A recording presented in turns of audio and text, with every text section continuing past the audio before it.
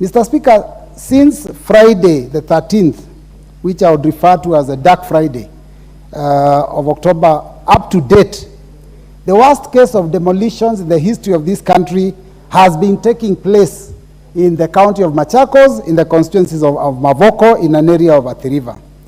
Mr. Speaker, first my sympathies go to those almost 10,000 families that have lost their livelihoods, their homes, their abodes. Mr. Speaker, 5 churches were brought down, and Mr. Speaker, there are 33 churches on notice to also be brought down. Mr. Speaker, mosques, business premises, including 3 schools and a health facility, have also been brought down. Mr. Speaker, my sympathies notably go to one Mr. Madenge, Mr. Speaker, who is a hustler that took a loan to purchase land and went to the point of trying to confirm whether this land was actually legitimate, and that is only done when you go to the registry of lands, and confirmed that the people that were purporting to sell the land to him were actually the genuine landowners. And he invested his money and took a loan. And Mr. Speaker, went to an architect and a civil engineer, got structural architectural drawings and structural drawings. And Mr. Speaker also sought the approval of the county government for construction of his house. Mr. Speaker, all this was granted. And Mr. Speaker, on the basis of that, he took a loan and built a house. Mr. Speaker, it is not even 10 years since this house was built. It has been brought down. What remains is rubble. It is important to note, Mr. Speaker, that Mr. Madenge still continues now, every month from his salary, to pay a housing levy. Mr. Speaker, it is a tragedy. My sympathies go to those families where their houses were brought down on that first night. And so children woke up the next day, they had no school to go to. It is unfortunate, Mr. Speaker, because also families had nowhere to live, because this destruction started in the evening. And by morning, Mr. Speaker, people were thrown out. Children spent the night out in the cold. Mothers with small children were out in the cold. Fathers had no answers for their families. Mr. Speaker, it is a major tragedy. Mr. Speaker, I want to condemn in the strongest terms possible those that gave the instructions for the demolition to take place. It is so unfortunate, 60 years after independence, that people can be hoodwinked, buy land and process titles, get connected to the national grid of electricity, road networks are put up, water is supplied in that area by the county government, and then suddenly all this comes down. And Mr. Speaker, I also want to condemn the police that were sent there in huge numbers.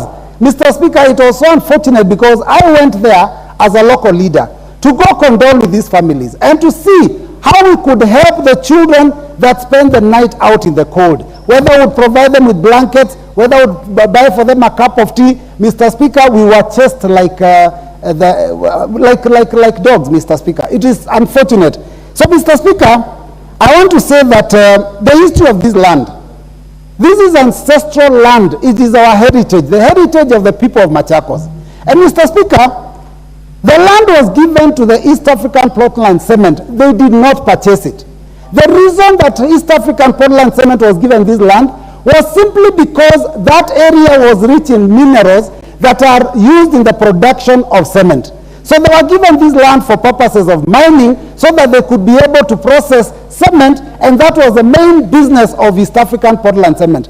Mr. Speaker, it is notable that the East African Portland Cement has run into billions of debt as a result of the poor management of the business itself, a business that was once a monopoly of production of cement in this country. And therefore, in order to cover their losses, in order to cover their poor business practices, now East African Portland purports to want to sell the land that belongs to the community of Machakos County. Mr. Speaker, I think that is something we cannot take for granted. Mr. Speaker, it is also good to note that when these evictions were done, there was no eviction order that was given by the court. Mr. Speaker, the case that was taken to court was thrown out on technicality. And the only thing that the judge finally said was that we need to set a date of hearing so that a discussion could take place, so that the case would be heard. The case was never heard. And then, so therefore, after it was thrown out on technicality, bulldozers, the sound of bulldozers, the sound of wailing women and children is what we could hear from that place. So, Mr. Speaker, it is quite an irony that 60 years after independence, people can be thrown out in that manner. Mr. Speaker, it's also notable that Clause 155 of the Land Act does indicate that in order for anyone to be evicted, there must be two things. One, a court order, so that we can be sure that the court process has taken place. And two, Mr. Speaker, a notice of 60 days. You noticed that recently when there was a ruling about the land that was owned by Gerishon Kirima, the late honorable member, they have given the occupants 60 days, and they have also opened up an opportunity for discussions. Mr. Speaker, that was not the case in Mavoko. That was not the case in our region. And Mr. Speaker, it's also good to note that it is on record that there are other areas where there are issues of land disputes, and evictions were to take place. And none other than the Deputy President himself, Mr. Speaker, said that he will not allow the evictions to take place in Okalau. Are the people of Mavoko any less than the ones in Okalau? Or is it true that there are people that are shareholders and that those that are not? Mr. Speaker, on the inauguration of this government of Kenya Kwanza, there was very clear information given to us that from now, Kenyans are now safe, and no one will have their house brought down as a result of a land dispute. It is shocking, Mr. Speaker, that the worst case, the worst ever case from the history of this country, of demolitions of people who are innocent, has happened only 11 months after this team of leadership of Kenya Kwanza was sworn into office. So, Mr. Speaker, I want to plead that we look at it from this perspective. There may be people that are capable, Mr. Speaker, and that is why DCI is getting involved, ESCC is getting involved. We know there were letters that were being thrown out from a long time ago for people to be investigated. But, Mr. Speaker, those people whose houses have come down are not guilty of any crime other than purchasing land and putting up a house. Mr. Speaker, it is unfortunate that this is happening to our people, and I want to ask that the government do what they said on the time of inauguration. Let them take care of these Kenyan hustlers. Let them make sure that those people whose houses were brought down are supported by being compensated, Mr. Speaker. Let them be compensated.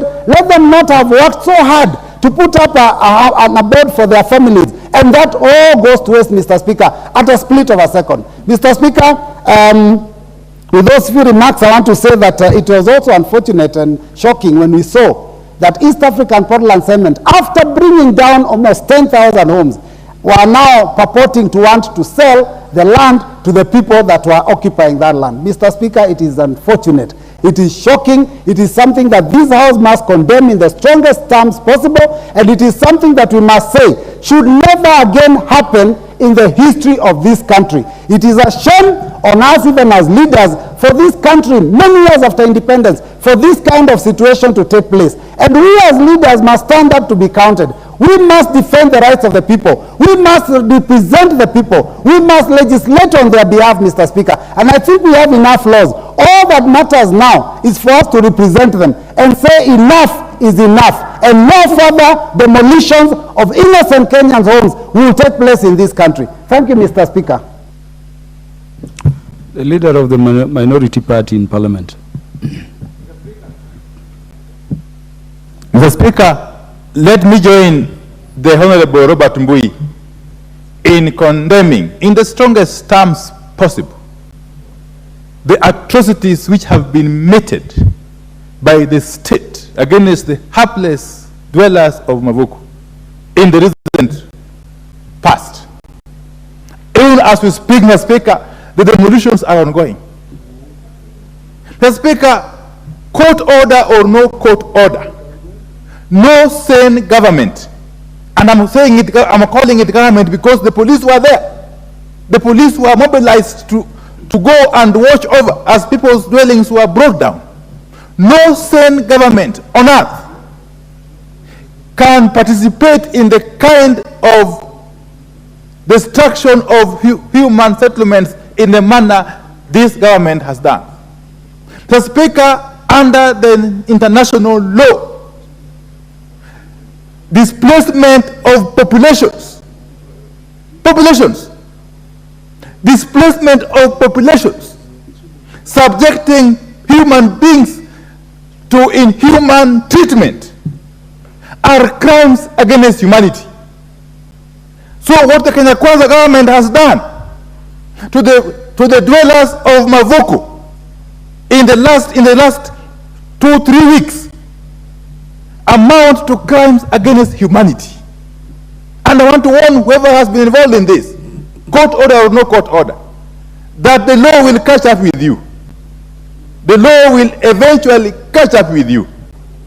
Mr. Speaker, we have been told that there was a court order. But even as we say so, which government can subject human beings to a treatment which even wild animals can't be subjected to?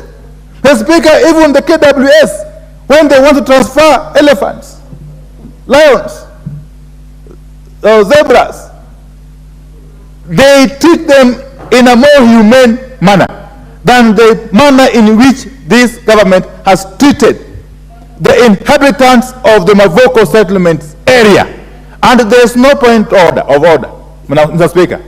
This is a very serious matter that you don't want to trivialize. Honorable Naomi Wako, you are going to speak immediately after the minority leader. Just relax, yes. Yes, so let us speak without interruptions, Mr. Speaker, unless there is a clear standing orders. The least that any sane government would do is to give such homeowners a reasonable notice.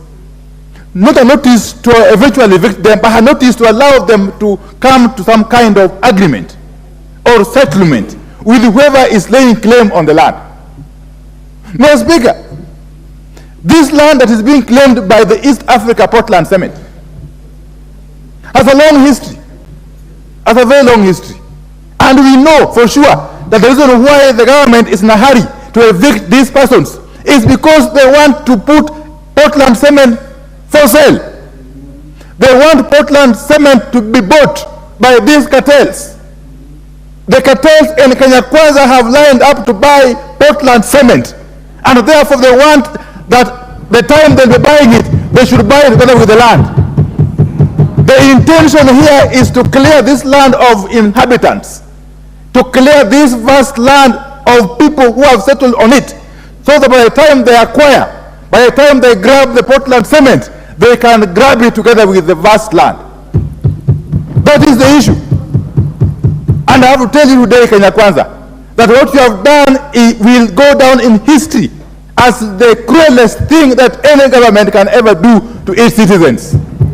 Mr. Speaker, you cannot treat Kenyans as wild animals. You cannot evict people when schools are about to start doing exams. Class 8 pupils, Form 4 students, Class 6 candidates are supposed to start doing the national exams in a matter of weeks, if not days. You cannot evict such people. Mr. Speaker, you cannot demolish churches, the houses of God, and yet you proclaim to be God-fearing people. What hypocrisy is this? What hypocrisy is this? You proclaim on one hand that you are God-fearing. Every Sunday you go out there masquerading as Christians, and yet you evict people, you demolish their churches, you demolish their schools. Mr. Speaker, this in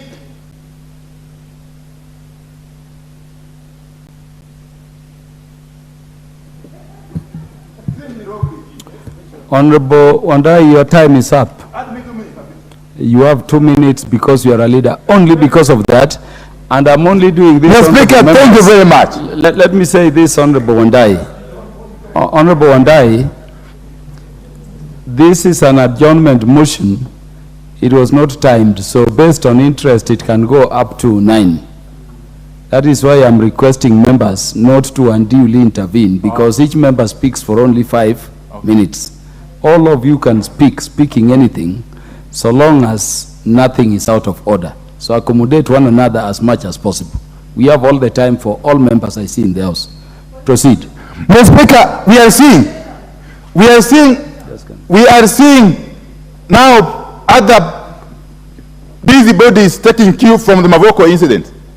We have heard that equally there is a possibility of people being evicted in Njiru.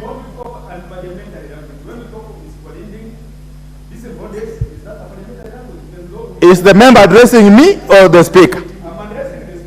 But you can't, let me continue. Mr. Speaker, we cannot allow this culture of impunity to take root in this country under our watch. We are saying that Kenya Kwanza must be called out for getting involved in this kind of atrocities against helpless citizens of this country, who they promise to protect. If you cannot protect an innocent home dweller who has taken a loan from a bank, from a SACCO, to put up a home, who then will you protect? Is this government meant for the cartels, or is it meant for the whole country? Is this a government that is simply going to be serving the interests of the cartels in it, or is this a government that can be trusted to serve the interests of all citizens?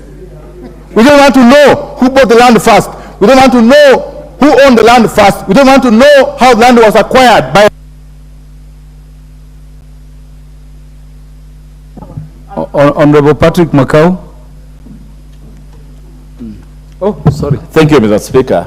Mr. Speaker, Honorable Majority. Even before I speak, Honorable Speaker, even before I speak, may I urge my honorable colleagues that allow me, I bring in some perspective that will help all of us.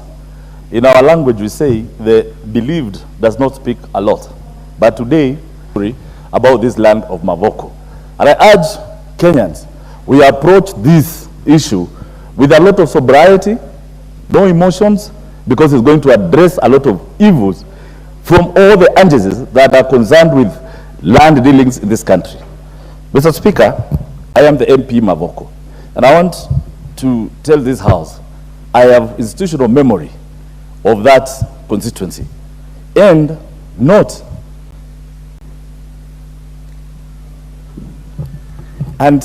forgetting that this land in issue, I mean the land in question, Portland has its land.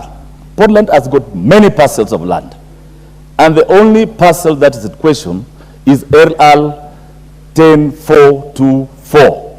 So members, as we speak, let us not have a blanket condemnation of how many LL numbers we are addressing.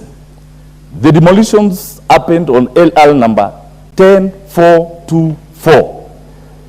Honorable Speaker, members remember who are here on the 11th, during the 11th Parliament, that I brought a petition in this House requiring the Committee on Lands to have Portland surrender its mined land with letters which were signed by the board, and they agreed that they have had 2,000 acres that they have mined, and they are ready to surrender to the local community.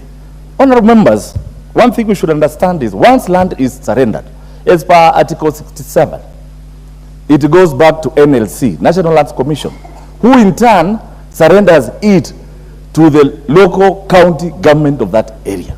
Then the local county government of that area decides the land use. The LL number I brought here was 8786/144, 145, and 146. And Mr. Speaker, we agreed with Portland, and it was agreed by even the then Committee of Lands, Department of Lands, led by Honorable Muro, that they were ready. We went ahead, NLC agreed, the then Interior Minister, Mr. Nkaiseri, agreed, and that was agreed that they're going to give out the land. Mr. Speaker, however, during that time, the LL 10464 was in existence. However, and I want members to note, this land in question was owned or was claimed by Portland and Aimima Lukenya. Aimima Lukenya had a title for that parcel of land summing to 4,298 acres. Mr. Speaker, we must ask ourselves, where did Portland get this land? I agree with speakers that this land belonged to the people of Machakos County before it was allocated to Portland. Now, there must have been people who are living there. This Aimima Lukenya claim that their grandparents were buried there, and the ones who had that land. Mr. Speaker, what we should be asking ourselves is, Since 2013, when the new government of Machakos came in place, they are the ones who started approving buildings. They were collecting rates from the same parcel of land. Mr. Speaker, today you know you cannot open a file in any county government without ownership documents. Mr. Speaker, and that's why I'm saying there is no way you can build in any municipal or city in this town without approvals from the county. Now, if since 2013 to 2023, the county government of Machakos has been approving these houses, at what point did Portland know that it was not their land? Number two, these were two entities competing for one land, Kenya and Portland. Now, if this case went to court, for the court to determine who are the rightful owners of this land, Mr. Speaker, the owners of these houses had, and they claimed on national television that they went to banks using the same title, they were given loans, they were being used by county governments for approvals, they went for search, and they were coming out with the right title deed. Mr. Chairman, I condemn with the strongest terms possible the demolition. Honorable Mavoko, because you are keeping to facts, not inflammatory statements, I'll give you 2 minutes. But wind up, because the Thank you, Mr. Speaker. So the big question is, Mr. Speaker, even as we speak here, the Minister of Lands must be held culpable. Why did they issue 2 titles on one parcel of land? Why were the county governments approving these houses on the same title deed? Mr. Speaker, we know the government is the issuer of title deeds. They are the ones who verify. They're the ones who nullify. And Mr. Speaker, if you look at the title which has been given to the court belonging to Kenya, was issued 1980. The one of Portland was issued 2022 and 2023. Mr. Speaker, sometimes we must agree, and I have said it, and I'm saying it again. Had we had a dialogue with the various interested parties, Mr. Speaker, Mr. Chairman, Mr. Speaker, this could not have happened. At least we should have saved those houses. And Mr. Speaker, those Kenyans are very innocent. Today, to build 10 by 10 is very expensive. Mr. Speaker, also, this is not an issue which should not be politicized. Mr. Speaker, I am the MP Mavoko. I represent pastors, MPs, thieves, and everybody. So for me to go and answer for a call of crime, Mr. Speaker, you should not associate me with that. Mr. Speaker, there are processes of buying land. If there is anybody who can point a finger at the MP Mavoko, let them point a finger, bring out trails and show anything. But Mr. Speaker, we must be alive to the fact that titles are issued by Ministry of Lands, they are verified by counties, even Kenya Power had put power lines there, water was put there. Where were they? Why are they making Kenyans suffer? Because of political differences, because of political divides. And I'm ashamed by members of Parliament who come from Mukambani and they were not even in support of the community. Mr. Speaker, at one point, and I love Kenyans who go back sometimes. If it was Ishungwa, and I respect it. One time I saw him in Kikuyu saying, my people of Mavoko should be respected. They should be... Honorable Patrick Makau, your time is up. The majority leader proceed to make your contribution. You take precedence over everybody else in the house. Thank you, Honorable Speaker. These people making requests like Honorable Joyce Kamene will have to wait until the Honorable Majority Leader is done. Thank you, Honorable Speaker. Thank you, Honorable Speaker. You know, Honorable Catherine Omanyo, you need to understand your constitution and understanding orders. It does not matter how long you've been in the house. When the majority leader and the minority leader come in, everything stops until they're done. Proceed, Honorable Ichung'wah. Thank you, Honorable Speaker. I hope she is well advised. Honorable Speaker, let me first say the Honorable member for Mavoko had started very well, but has finished in a very unfortunate manner by attempting to disparage members of Parliament who represent their people on the basis of their ethnicity, that those who are from Ukambani. It's rather unfortunate, and we should not make this adjournment motion to be an issue to do with ethnicity or indeed political affiliation. And that is why I'm here, to debate on the adjournment motion. Honorable Speaker, I have listened keenly to what the two leaders, the leader of minority and the deputy, were saying, and I was listening to them from my office. And I'm rather perturbed, Honorable Speaker, that senior leaders like the leader of minority can say that they do not care whether or not there was a court order, that you do not care who owned the land, you do not care who bought the land first ahead of who. And he speaks about atrocities. Yet we have seen our colleagues in the minority, especially those who come from the ODM party, want to fashion ODM as a party that stands at the forefront of the fight against corruption. How then would you not care when public land is being grabbed?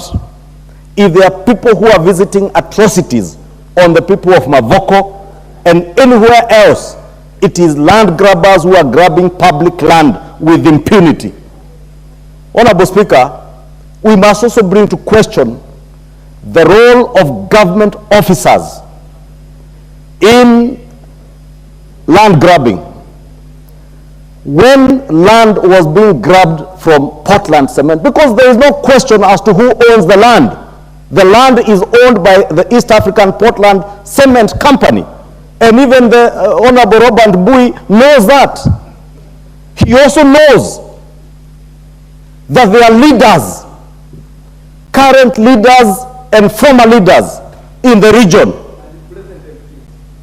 including former members of parliament, former county council chairmen, former councillors who grabbed this land and have sold the land to innocent buyers, Honorable Speaker. Honorable Speaker, it is one thing to come and pontificate here and in political rallies and funerals on the fight against corruption, then come to this house and seek to defend corruption and land grabbing. If there is anybody visiting atrocities to the people of Mavoko, it is the leadership within Machakos County that has perpetuated the grabbing of public land, and a county government that continues to approve buildings on land that they know is not owned by the people who are seeking approval. How did they build houses that are approved by the county government of Machakos without requisite ownership documents, including a title deed? Those are the people who have visited atrocities on the people of Machakos and Mavoko. The governor Machakos County, former chairman of county councils in Mavoko, like the member from Mavoko, who is a former chairman of the county council, must be held to account. They must tell the people of Kenya how and when was this land grabbed, what were their roles, because you cannot hide behind politics, as I have seen the Honorable Robert Mbui attempting to do in raising issues about where people are being evicted. Robert Mbui were within this house when the Uhuru Kenyatta government evicted people from Mathare on the sewer.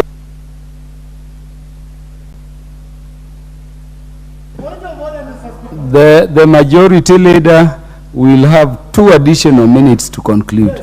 Thank you, Honorable Speaker. I was saying the Honorable Robert Bui sat with me in this house just like the Honorable Pio Andai and the member from Mavoko sat with me in this house in the last regime, under the handshake regime, when in the midst of the COVID pandemic, you mobilized tractors on a cold, rainy night to demolish houses for the people in Mathare and Waraka. And you never condemned, you are cheering. I do not stand here today to cheer the demolition of houses. I stand here today to tell you, you must never ever defend corruption. You must never defend land grabbing. You must be at the forefront as leaders in this house to defend the sanctity not just of a title deed, but also the sanctity of court orders. The leader of minority cannot say he does not care whether there is a court order or not. What will happen tomorrow, Honorable Speaker, if people invade the Honorable Pio's 2-acre farm in Ugunja or his 20 acres and and he gets a court order to evict them and he can't evict them.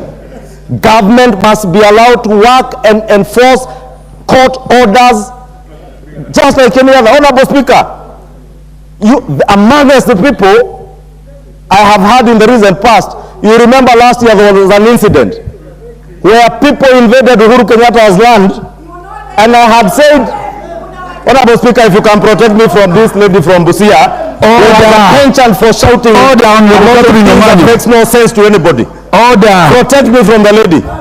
And you know, I once said something about her hair. Now, don't make me say something about your teeth. Honorable Catherine Omanyo. Majority Leader. Order.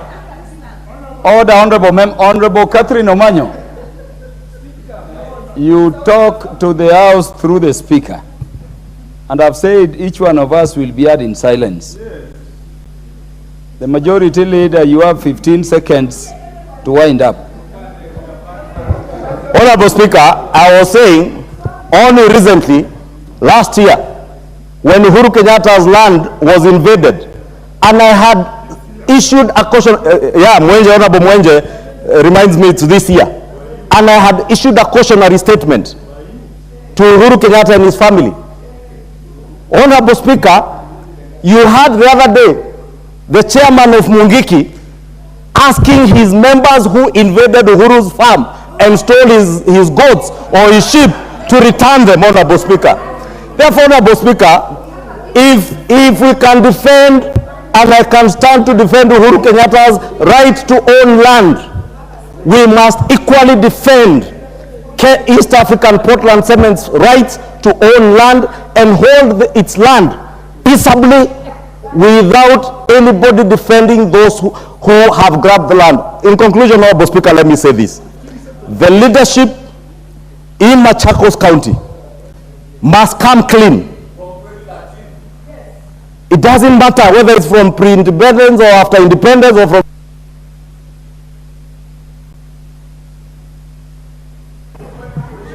Honorable Makali Mulu.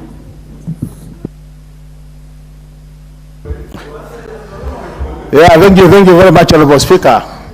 Honorable Speaker, let me also start by also conveying my sympathies to the families who suffered the demolitions. Honorable Speaker, you know, it is a known fact that two wrongs don't make a right. And Honorable Speaker, if you look at the history of this country, demolitions have been very expensive to families who are involved. And I remember during the campaigns, Honorable Speaker, the Kenya Kwanza government, one of the things they used to armor our former president with was the issue of demolitions. I remember they did say very clearly that no Kenyans will suffer in the future after they take over the way demolitions were being done by the last regime. And this was basically because of the associated human rights issues when it comes to demolitions. Honorable Speaker, I've listened to the leaders in this House make their statements. And at times I wonder, do we really feel what the people who are really affected are feeling? Are we really representatives of the people? Because the question is, when I see my friend, Honorable Makau, making statements, Honorable Makau is the MP Mafoko, elected by everybody who votes in Mafoko, Honorable Speaker. And that means it is the voice of that particular constituency when it comes to matters representation. And anytime he talks, we should see him that way. Honorable Speaker, we must lay this blame where it belongs. Honorable Speaker, the truth of the matter is, the custodian of title deeds in this country is the Minister of Lands. And there are people who know which land in this country belongs to who. And Honorable Speaker, I want to explain a scenario. And I want to be excused because this is some of the scenarios we must explain to put the points forward. In a situation where a woman gets pregnant, Honorable Speaker, it is known very well that Even if you do what as a man, she can't conceive again before she delivers. Conceive again before she delivers.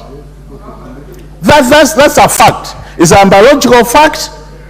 What I'm saying, Honorable Speaker, is if I have a title to a piece of land in this country, how come that there's a situation somebody else can have an access to a title to the same piece of land? We need to make it to that level, Honorable Speaker. A level whereby, once I have a title written on the Makali Mulu, no other Kenyan should have that title to the same piece of land, if people did their work properly.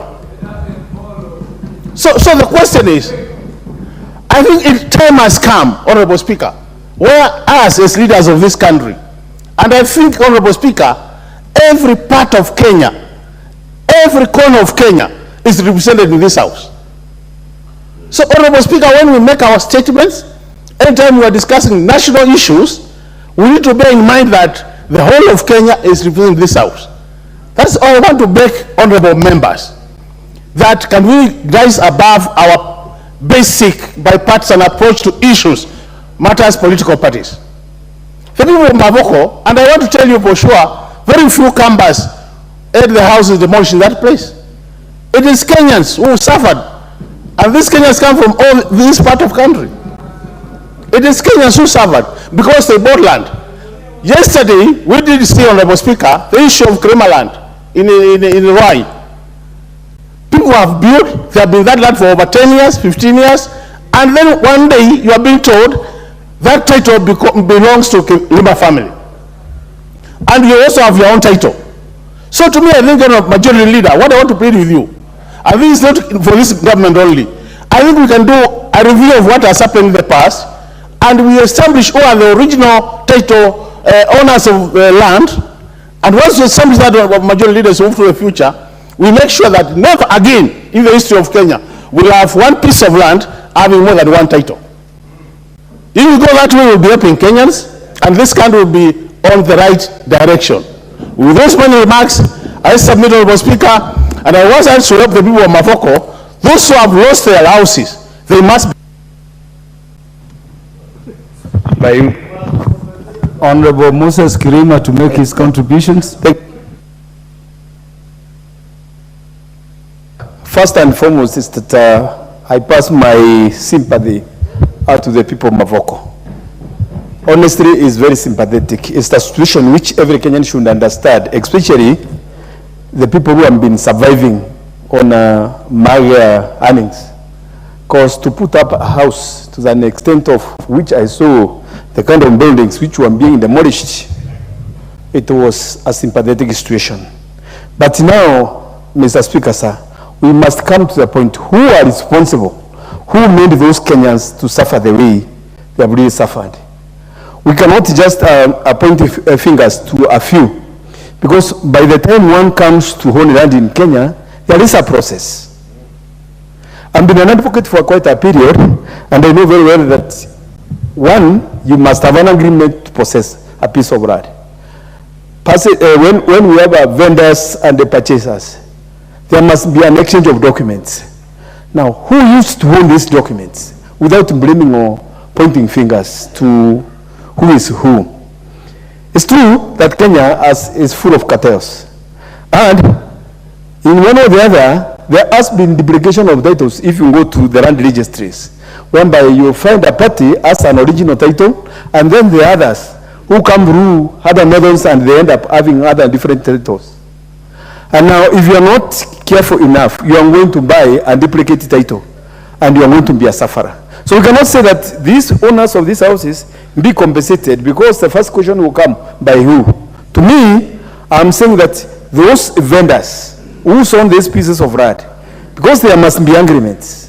Where they came from, they must be scrutinized. And then whoever sold the land, if he is in this house or not, if he has returned or not, he must be capable as it is in the Constitution. He must be reliable. He must compensate those people who have lost, because they have lost their lifetime earnings. One, for a title deed, or for a plan to be approved by a county government, you must produce a title deed. But still, let's not forget, there can be undue influence whereby we make calls to the people who are approving this, who are approving the plan of the MBQs. And when we make calls as an MP or anybody else who is of influence, I tell you, approval will be there. Then you will be promising that status will fall. So what we are saying is that court orders must be obeyed in one way or the other, because without court orders being obeyed, I tell you, we are going to be in anarchy. This is not the first or the last case which this house is going to hear. We have a similar case in KU, whereby there is a Kama area. It's invaded by very rich people. It has been, because they have been promised that they are going to be purchased or there will be negotiations. Even this area, of which the court is here, Mr. Speaker, is saying that there will be no point of order. If majority has a house there, I guarantee him is going to face the same problem. But what I'm saying is that, Mr. Speaker, sir, no, I'm not intending, I don't want to be informed. What I'm saying is that, like this Kerema issue, if the family of Kerema is not willing to be talking with those squatters who are there, the court orders are to be obeyed in respect of the consequences. So what I am saying is that the court orders are going to be, we must respect the court. We must respect the law as it is. But I don't want to be informed. And the Speaker said that there will be no court point of order. So, Mr. Speaker, what I'm saying is that sympathy. Order on the Bokrema. Do you want to be informed? No, I'm not interested. No, because I know. Yes, Majority Leader. Mr. Speaker, I was seeking to guide my brother, Honorable Kirema, and he said he doesn't desire to be informed, and he is completely out of order.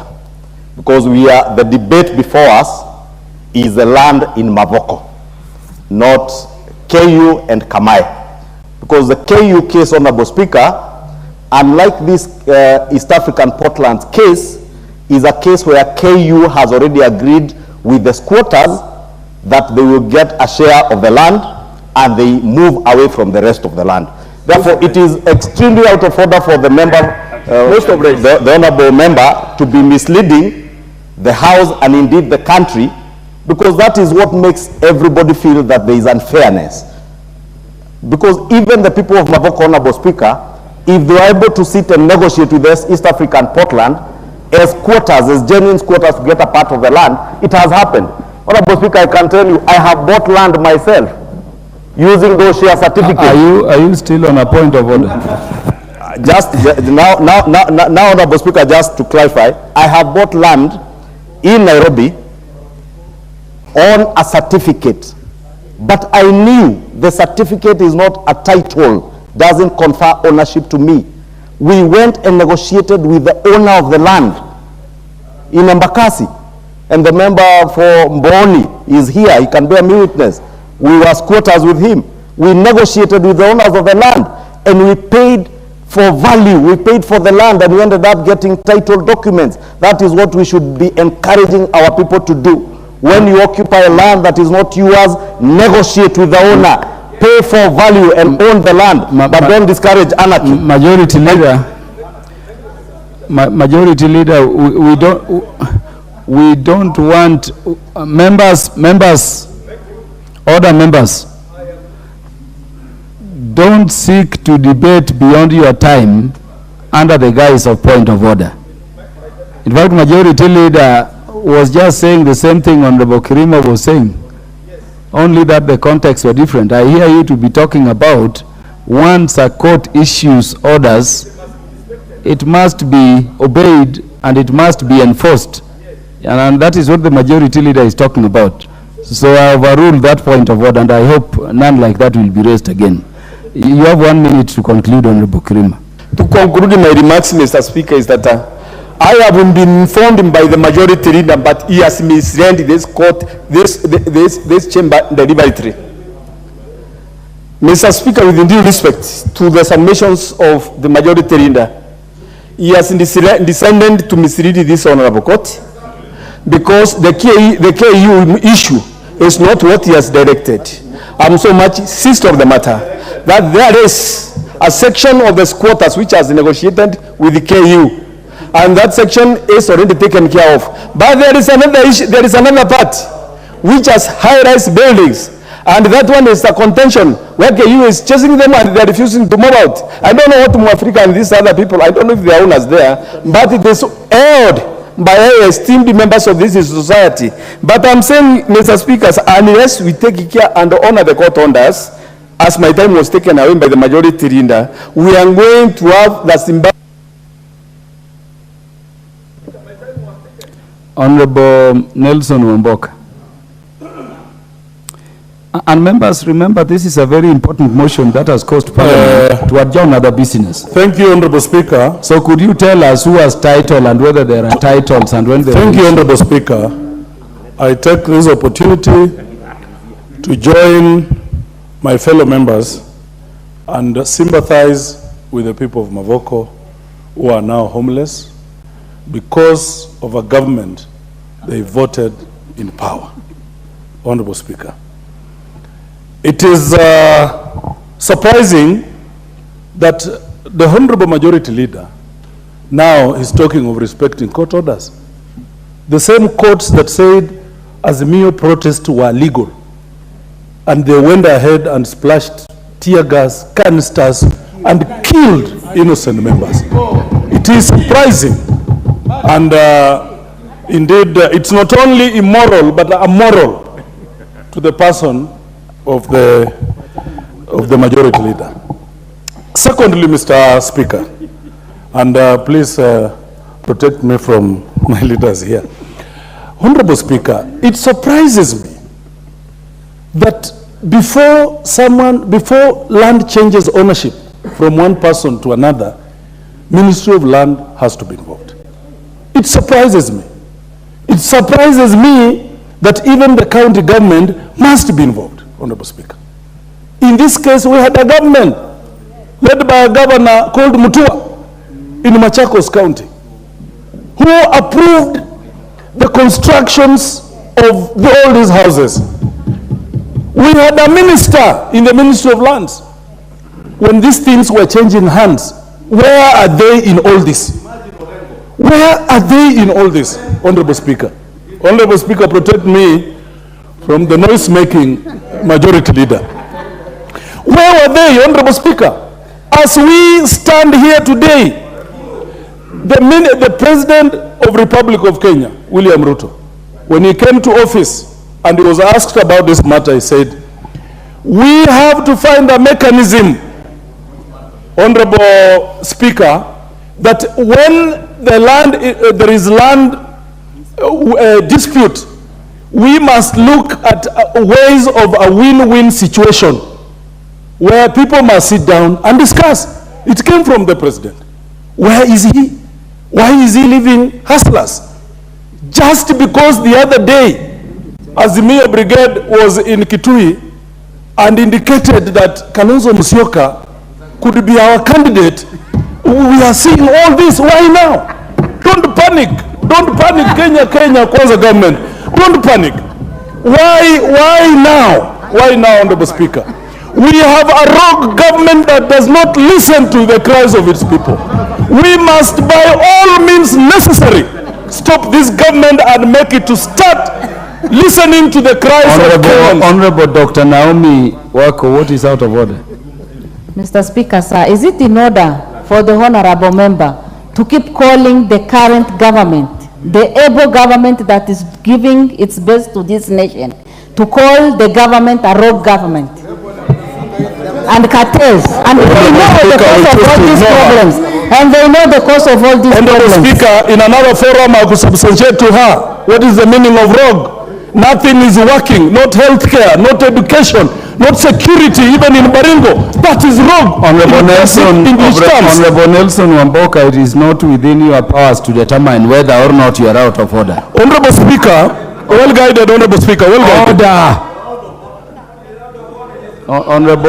Honorable Naomi Wako, you are going to speak after Honorable Wamboka and prove to them that the government is not rogue. Honorable Wamboka, proceed. Honorable Speaker, you cannot pull down churches and expect God to have peace on you. You cannot. That is why nothing is holding water now. This government cannot hold water Because you cannot, honestly, school-going children, exams are starting. What a heartless government. How do you knock down schools, Honorable Speaker? How do you put down the mosques and churches, Honorable Speaker? And that is why it is a curse that is coming to befall this government. And we will continue talking. We will continue speaking. Where I come from, Honorable Speaker, there is a saying where a hyena told a stone, even if you keep quiet, you've heard me. I want Honorable Ichung'wah to go and tell his government that even if you keep quiet, Honorable Ichung'wah, you've...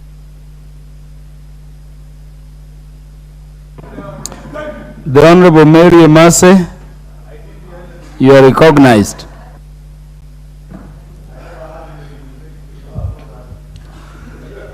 Thank you, Honorable Speaker, for the opportunity to contribute to this motion. Honorable Speaker, protect me, I have to be heard in silence. Especially the leadership of the House on both sides. Would you consult in lower tone so that the members can speak to the matter? Thank you, Honorable Speaker. Honorable Speaker, I know land is a very emotive issue, and just from the onset, I also want to sympathize with the families of Mavoko. I am a resident of Mavoko. My MP has just said he leads leaders, he leads thieves and all. I also happen to be one of his constituents. But Honorable Speaker, we all know that every land has an owner. Every land has a rightful owner. And it is rightfully so through registration. And that is why it is legally recognized as such. But land grabbing in this country, not only in Mavoko, in many other places that have been cited in the past, has been in the increase over the years. And what is saddening is that the people who suffer the consequences of land grabbing are not the grabbers, are not the powerful individuals who grab the land, either directly or through proxies, and they sell this land or allocate it, illegally of course, to innocent Kenyans. And that is the case which has happened in Mavoko. What does this mean? This is a manifestation of a failed institution or institutions. And I'm surprised when my friend Honorable Wamboka was speaking and is referring to this government of William Samoei Ruto, the Kenya Kwanza government, yet we all know that these illegal allocations, grabbing, happened during the handshake government. I have just watched even some of the clips in the social media where some of the grabbers are actually pressurizing the individuals who've been allocated land to go build on it. So, Honorable Speaker, what I'm saying is, Honorable Nishimboko, what is out of order? Inform Honorable Emase, it happened a long time from 2013. Honorable Nishimboko, you cannot inform Honorable Emase if she does not accept. So if you want to make contributions, sit down, you'll make your contributions thereafter. Proceed, Honorable Emase. Thank you, Honorable Speaker. Honorable Speaker, we have the oversight institutions. This matter simply needs to be brought to rest. Let EACC, DCI, look for the individuals, the powerful individuals who grab the land, because it is confirmed that the land belongs to Portland Cement. So the individuals who grabbed this land, then allocated it to innocent Kenyans, and then they're trying to politicize, use the innocent Kenyans as a politics. That is unacceptable. Let them be looked for. Let those individuals in government offices, we are saying people must take responsibility. If you give an opportunity to serve Kenyans in any capacity, you must take responsibility. You cannot approve land that does not belong to that individual and allow it to be legally allocated to another individual to suffer. And it is even happening with many other private land. You find an individual knowing that he has already sold land to someone else, continues to sell it to another person, In fact, the Committee on Land must look at the law and put very stringent, consequences, punitive, to deter any further, illegal allocations and preying on innocent Kenyans, and then we begin to use them as bait to politicize, to put ourselves into our cocoons, into our, ethnicity, bring our ethnicity in it. It has nothing to do with that. Our institutions must work. People must.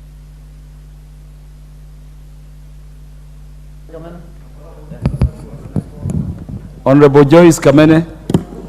Thank you so much, Mr. Speaker. I would like to add my voice into this very painful issue of the Mavoko land. Mr. Speaker, let me start by saying, two wrongs do not make a right.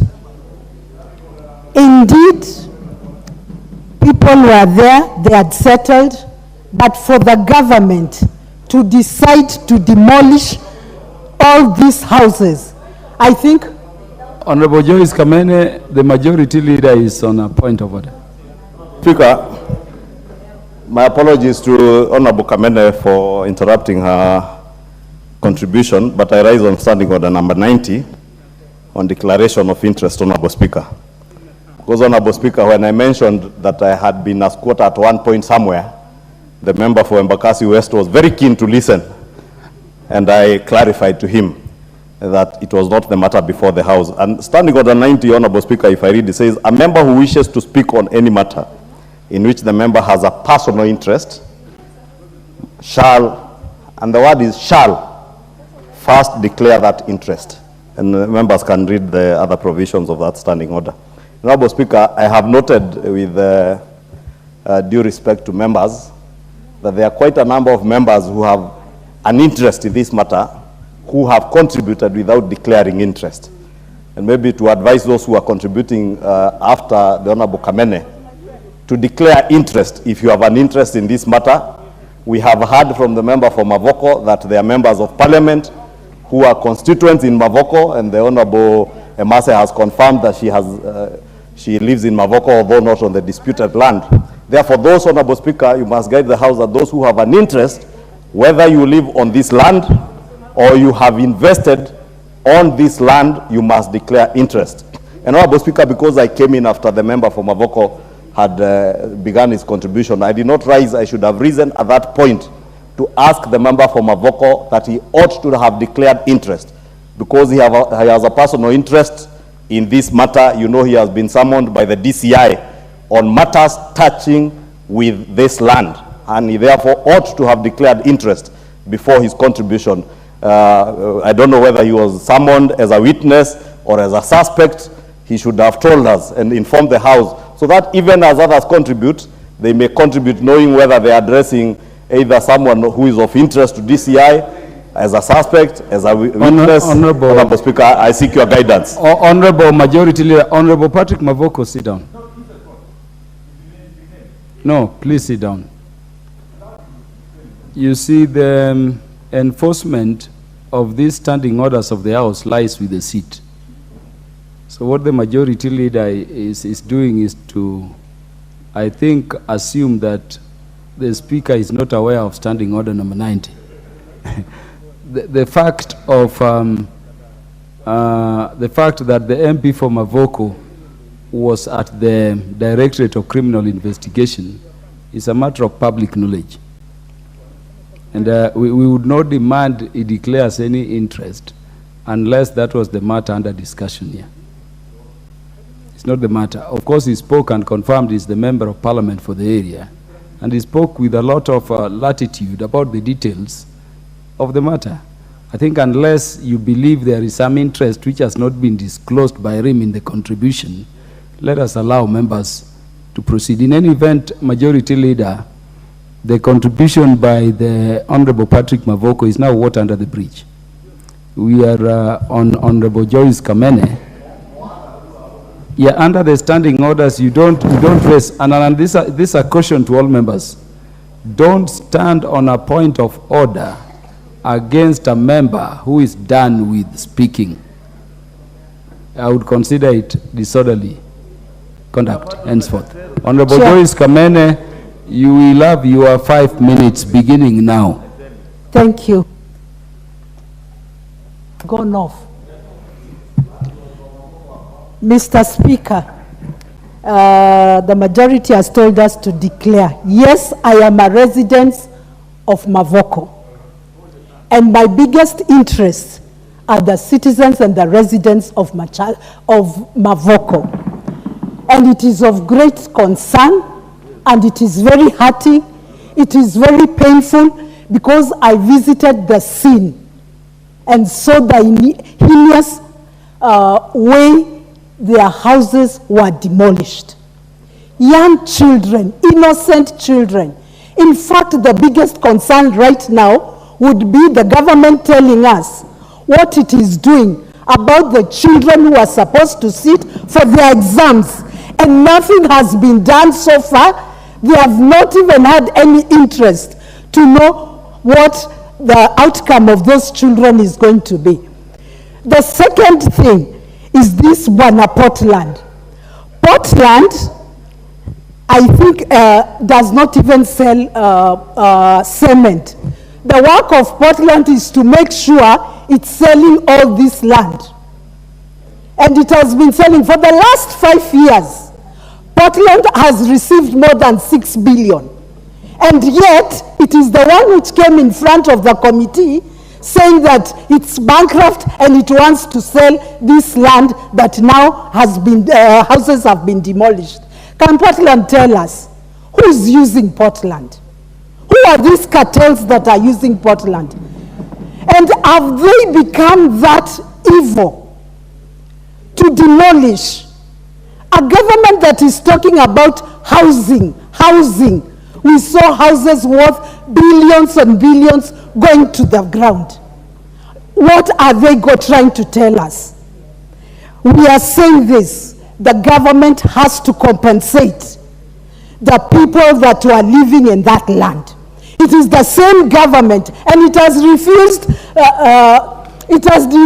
to devolve the land issue. All the titles are gotten from Nairobi. Why is it that those transactions are not done in Machakos and Mavoko? Because we also have our departments there. It is simple. We know the cartels that are behind this land and what they are planning to do, but they should remember this land is in Ukambani. And it is ours. And we are demanding it is ours, the people of Machakos County. And it is the CS in this current government who authorized and who okayed for those houses to be built. And this matter started in 2013. And we know very well what was happening in 2013 when two buddies who worked hand in hand in State House coordinating. I think when that love was there too much is when they decided to do what they have done, and that is why our people are suffering. I don't care what tribe they are, but they should not be treated the way we have seen them being treated. Can the government come up and do a plan of compensation for the people of Mavoko? And the land that is remaining, let it be reverted back to the county government, because it is our land. And it is the government of Machakos who will decide on what to do. There's nothing like Portland. Tuliwapatia shamba, and the shamba is ours as Machakos County. Thank you so much, Mr. Speaker. Yeah, honorable members, how I wish you could have the spirit Honorable Makali Mulu spoke with. Because he spoke to a solution we can deliberate upon and profile in future. And so henceforth, could people tell us whether there are dual titles or there were single titles? If there were dual titles, when were they issued?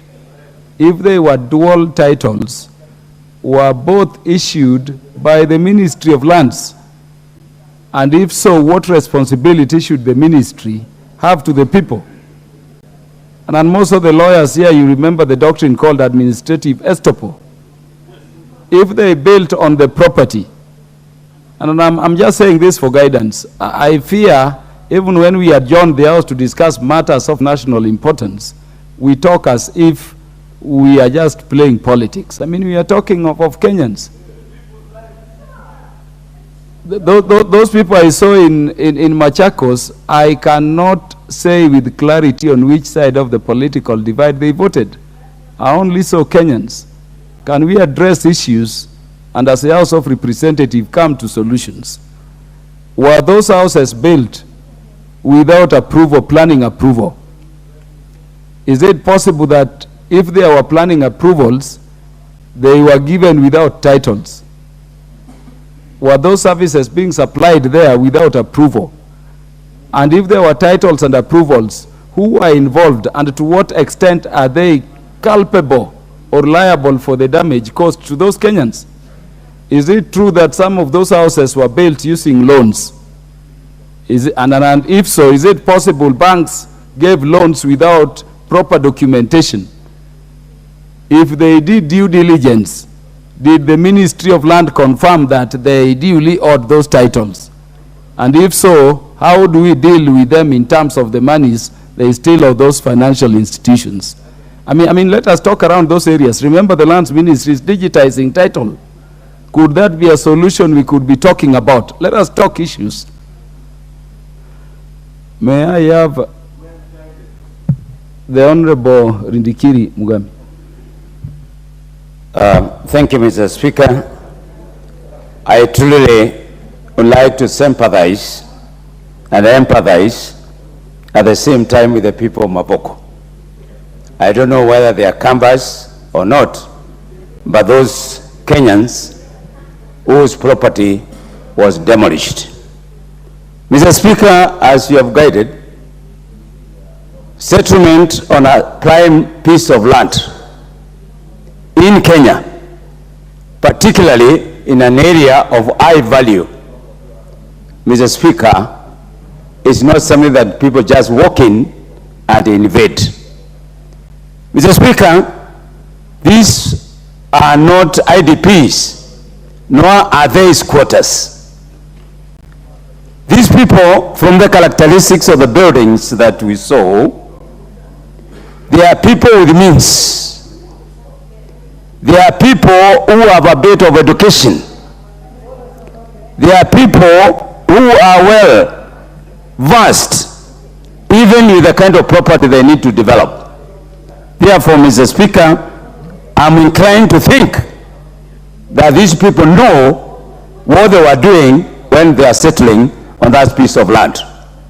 But Mr. Speaker, if you go to the Ministry of Lands, and we have all been there, Mr. Speaker, there is what is called the original title and the plan.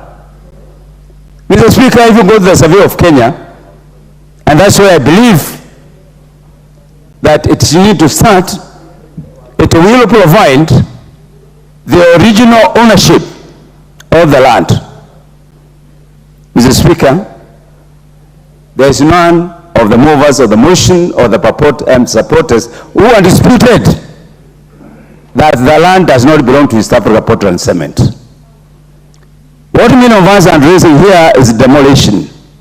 We need to start dealing who is the original owner of the land, and when this land was allocated to the original owners, and whether this, the people settled, they were aware that this land belongs to East Africa Portland Cement. Mr. Speaker, as I'm talking to you, and this is on record, Mr. Speaker, I have 3 primary schools whose land has been grabbed and the title issued. One secondary school called Silimoni Secondary School, 6 acres of land and 9 titles. if we start talking about the legality of titles, yes, there were 9 titles, but the original owner is Selimul Secondary School. So the possibility of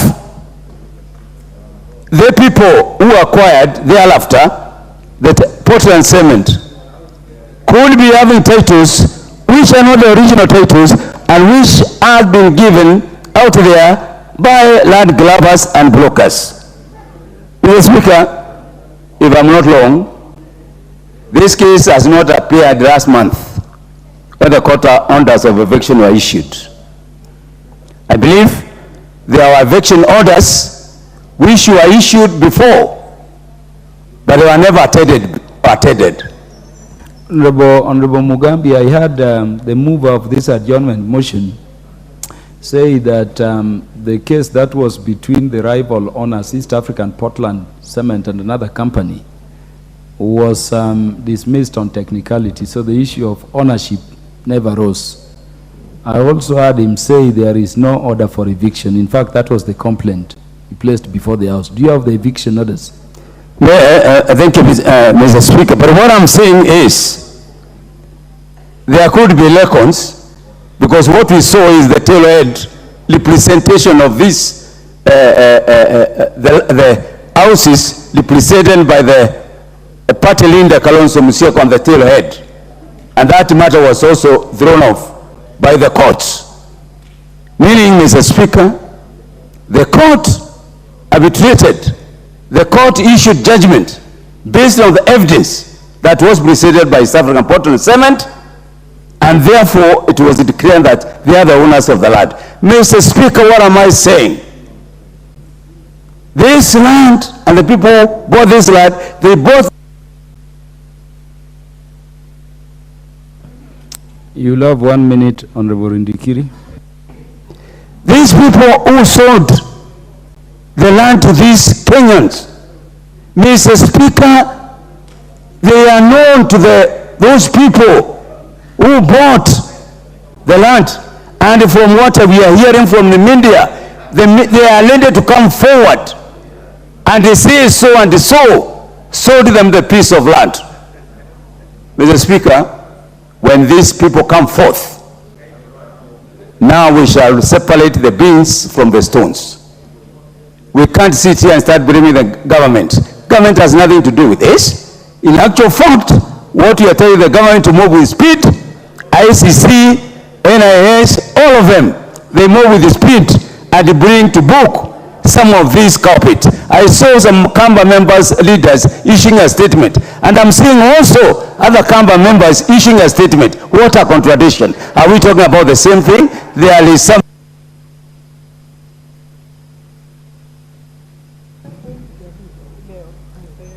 Honorable Charles Ngusia. Yes, Mr. Speaker, thank you very much for giving me this opportunity to add my voice on this Dehumanizing Act, which has been committed by Kenyans, Mr. Speaker. Let me join by actually sympathizing, or rather empathizing with Kenyans who faced this atrocity of highest order. Mr. Speaker, we can all agree that the manner in which this demolition was done was totally dehumanizing, and people, executors, actually committed atrocity of highest order we have ever witnessed in history of this country, Mr. Speaker. Sir, when you look at the issue, we have been apportioning blame to very few people who are not even in any way under any capacity of assigning land, like the current member of parliament of Mafoko, Mr. Speaker. We know it is county government which gives absolutely everything, licenses when you are doing a construction, and this issue started way back 2013. We know who was governor, we know who was the minister of land, we know the people who were in government, and without even apportioning a lot of blame on current leadership, Mr. Speaker, we need to know how and when and who executed this matter from the beginning, Mr. Speaker, without even answering a lot of questions. We know the people who are supposed to rather answer this question, the Mafoko people actually faced, Mr. Speaker. Let me say, Mr. Speaker, I witnessed this matter, and I personally have a relative who lives there. The child, or rather the pupil, the students have been going to school there. They are waiting for exams, and we have to see a way of relocating them to other schools, Mr. Speaker. And we have not even seen our president actually giving us directives on how these people are going to be compensated, on how these students who their school has already been demolished, how they are going to sit for exams, Mr. Speaker. Mr. Speaker, what do you expect from our parents who has invested on these students for almost 8 years, and watch just these students, the education going to the drains? You can't expect that student even to sit an exam and pass, Mr. Speaker. This is atrocity, and we need to deserve condemnation of highest order, Mr. Speaker. Mr. Speaker, are you saying any school was demolished? Their schools were demolished, churches were demolished. Public or private schools? Private schools were there. Okay. And Mr. Speaker, some of these students actually are going to sit for exams from 6th of next month, Mr. Speaker. We need to find a way of how we are going to compensate them, even in exam marking, Mr. Speaker. Churches were demolished, mosque, and many other structures, Mr. Speaker. I wish we benchmarked on how NSSF back in Tasia handled the situation when the land was actually invaded, and I'm one of the owners of the Tasia plots, Mr. Speaker. We bought the land illegally, but Mr. Speaker, NSSF Did I hear you right? You said you did what? Yes, we got the land illegally, of course. How The did you title get- belonged to NSSF, but NSSF reasoned together with the Kenyans. We came and found out that it is not worthy actually to demolish the existing buildings. You can have a way of negotiation instead of demolishing. Now we have gone back to zero. Mr. Speaker, who is gaining here? Is it the president? Is it the government? Is it, we are just losing everybody. And when I saw people actually who were crying out there, you cannot even apportion and say that they voted for Kenya Kwanza, they voted for Azimio. This issue need to be totally depoliticized and come back and find a solution on how we are going to issue these Kenyans with at least compensation, Mr. Speaker. And this should come directly to the Ministry of Land, because they are the ones who issued title deeds, Mr. Speaker, without arguing this. And let us not all Timothy Torite. Thank you, Honorable Speaker, for giving me an opportunity to contribute on this very, very important motion that has been brought before the floor of this House. Honorable Speaker, to begin with, when we're in this House, Honorable Speaker, our fundamental role is to represent our people. And it doesn't matter where those people come from. We are here to represent the citizens of this country from every corner of this republic. Honorable Speaker, the issue of Mavoko and the matters of evictions in Kenya indicts the entire land regime in Kenya. Honorable Speaker, there is something called sanctity of ownership, sanctity of title deeds in this country. Honorable Speaker, it puts us off when someone goes to the Ministry of Lands, does a search, is told the land is valid, proceeds to construct property.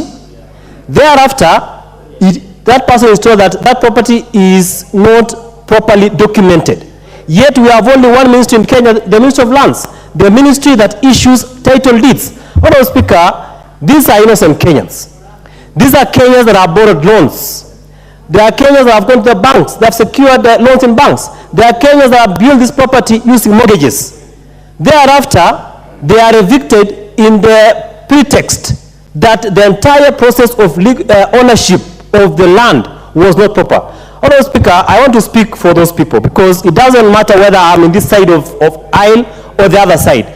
The issue of protecting our people cuts across. Honorable Speaker, some people must be held responsible. If they are in this house, then those individuals must be held responsible. Honorable Speaker, if they are in the lands ministry, then those individuals must be held responsible. Honorable Speaker, there has been a joke going around this country that if you need to buy, imagine the level of mistrust that we've had in the Ministry of Lands. There's a joke going around that if you want to buy land in Kenya, one, you consult a lawyer.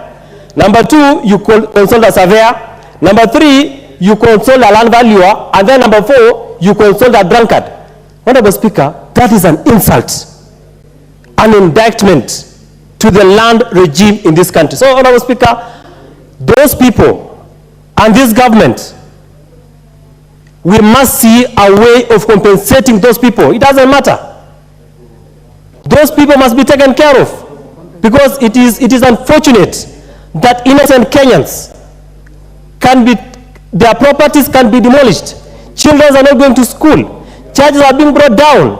Honorable Speaker, I am in this side, but I am here to represent and defend the interest of every Kenyan, irrespective of where they come from. Thank you, Honorable Speaker.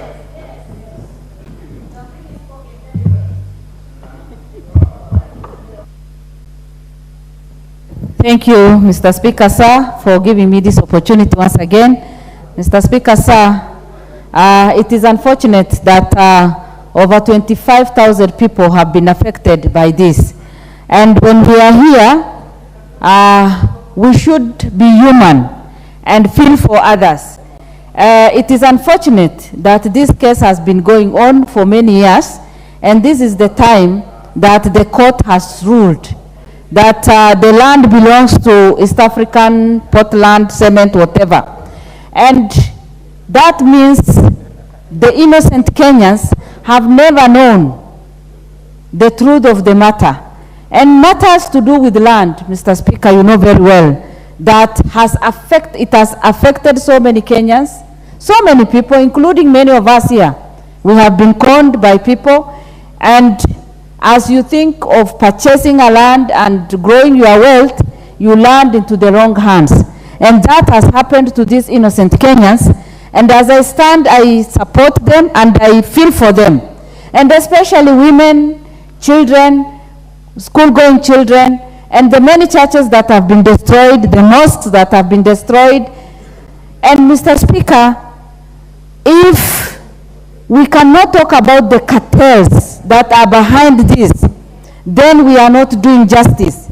Even if we stand here, we debate, we make noise. We must call out the cartels. We must call out the corruption that has been going on in matters, land, and title deeds. Mr. Speaker, everybody knows that you may be holding your title today, and another person will also have almost a similar copy. And a time comes when you realize that the title that you are holding has somebody else is also claiming ownership over it. And that is why, as a country, we have been suffering because of corruption.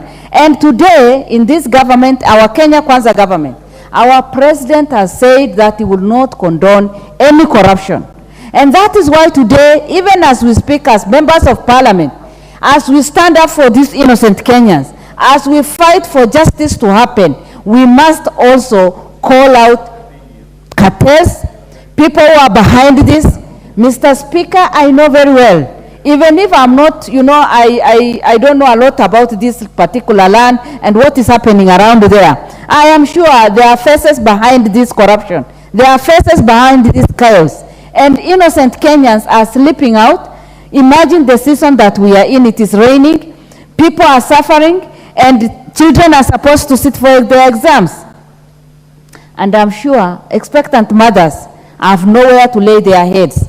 And that is why, as leaders today, we should condemn what has happened and also stand up for the innocent Kenyans so that justice can be found. However, those who are behind this, from the Ministry of Lands to the people who are there and leading these people, the corrupt leaders who are there must be called out so that we know the cause of the problem. When something happens, people blame the government. Why should Kenya Kwanza government be blamed today when this has been going on for over 10 years? We should know the root cause. We should know what happened at that particular time for this to happen today. So even if we say that it has happened in the presence of Kenya Kwanza, the root cause of this problem must be known. And that is why we are calling all the people concerned, so that they can bring out the individuals behind this, so that this can be known to others, that it is not the government, but it is the cartels who are behind this and who are putting them in this situation. Mr. Speaker, it is my prayer that one time all the cartels in this country, because it is not only on land matters, there are cartels everywhere. The other day we were talking about pyramid scheme, and everybody is crying.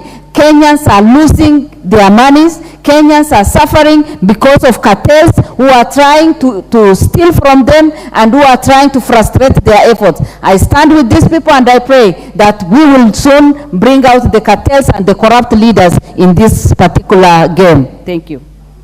Thank you, Honorable Naomi, and thank you for your tone of address. It's very healing.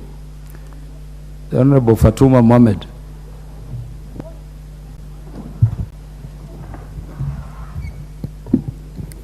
Thank you, Mr. Speaker, for this opportunity. I stand here to sympathize with the people of Mavoko.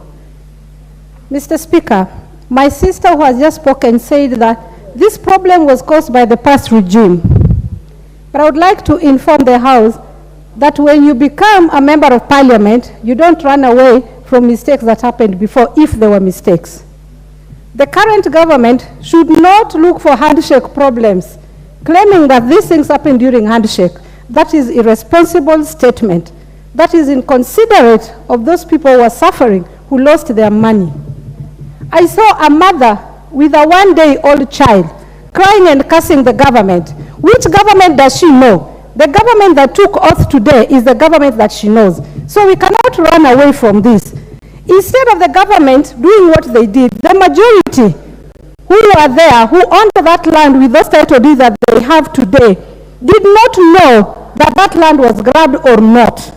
And so as a government, we should have looked into how do we solve the problem. Because now the houses are down. These people are suffering. Then the person who claims to own the land comes and says that we want to sell the land to you and we are giving you the first priority. Mr. Speaker, that is mockery and ungodly.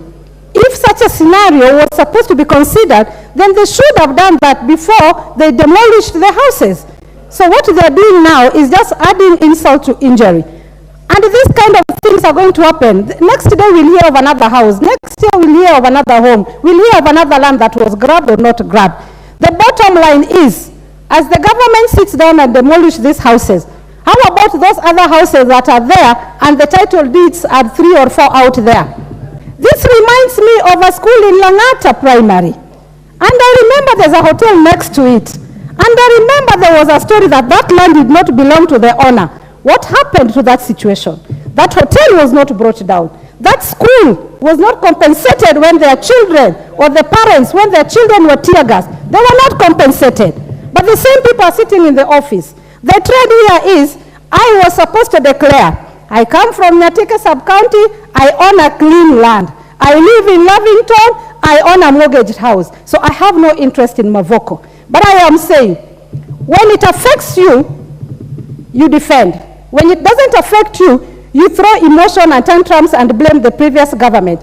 Those who have spoken here spoke with emotions and threats and bad words and unsympathetic words because their houses were not brought down. But let us be of human, let us be of godly, and think of these people. We cannot say that they will not be compensated. We did not grab their land. No, as a government, we swore to protect the Kenyans. Those who had houses there are Kenyans. So is the person who claims to own the land today. So what should be done in case this government does not know that there is something called arbitration? We should bring the person claiming the land and the other person saying he has a right title deed and arbitrate and see the way forward so that majority of Kenyans do not suffer. And if I may use, there is a rule of the jungle that the majority win. I think the person who claims to own the land today is one. Majority were demolished. In such a scenario, we should listen to the majority. The economy is hurting already, and we cannot just give one person priority over poor, innocent Kenyans. Let us be sympathetic with the Mavoko people, and as a government, you inherit whatever you got from the previous regime, because you did not come with any constitution. The same constitution you found is the same constitution that will guard wananchi. So I beg this government to consider the Mavoko people and compensate them. It was not their mistake. It was the mistake of the government. And the government is one. The government is not Uhuru Kenyatta or Ruto. The government is not Moi or Kibaki. The government is the government of Kenya. So take responsibility and compensate these people. And again, guard future issues not to happen again. Thank you, Mr. Speaker.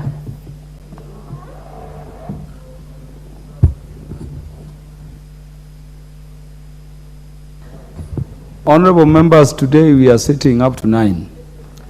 And going by your numbers here, I can assure you, you are all going to speak. I'll even add some of you time. So don't worry. Honorable Kakai. Mr. Speaker, sir, thank you for giving this opportunity. And first, my sympathy to the affected families. What is important, Mr. Speaker, I've been seeing how casual the legislators have been discussing this matter. Having worked with refugees across the globe, first it starts with IDPs and it ends up to be with refugees. This is a real grave matter. And in the interest of public good, majority are affected. And many of us, in fact all of us, we swore to protect our people who actually elected us. Schools destroyed, we've seen even churches destroyed. We as a nation, how do we expect even the Almighty to bless us if we are even bringing down His churches and mosques, an example? The many children, the women that have lost their home. It's very painful, Mr. Speaker, to get to your home where you had your bedroom and you can't even identify it. And we are sitting here with posturing, some political posturing, forgetting that when we sit here, we should legislate, we should debate for prosperity. Because today, you are sitting on that side of the aisle, tomorrow you're on this side. So I would like us to really, in the spirit, even on bipartisan, I expected that the majority leader, when he was seated here, not to take a certain position, which actually sort of despises the humanitarian component. Number two, this same government, including myself who sits on the housing committee, there is a drive to increase housing, and we are talking about affordable housing. These are Kenyans who have actually taken loans. They have put their homes there. Some of them are retiring. Where do you expect those Kenyans to go? Why kill them that early? And I think it's unfortunate that the majority leader has stepped out. There is a prominent verse that he normally uses, come reason together, especially during the campaign time. How comes this time we could not reason together? What was difficult to sit down as the national or county government with the affected persons and reason together? Now, most important also, Mr. Speaker, ignorance has got no defense. If the county government has been enjoying the taxes that have been collecting from these Kenyans, it means that there is a document that is binding the sanctity of title. So again, the persons responsible, the governor who was there then, the lands minister who are there then, we talked about digitizing the title deeds. What happened? They should be held responsible. We want to create a responsible leadership, and to me, Mr. Speaker, sir, we should use this opportunity to set an example, because this has happened in Mavoko. Tomorrow it will happen in Kiminini, it will happen in Lugari, it will happen in any other place in this republic.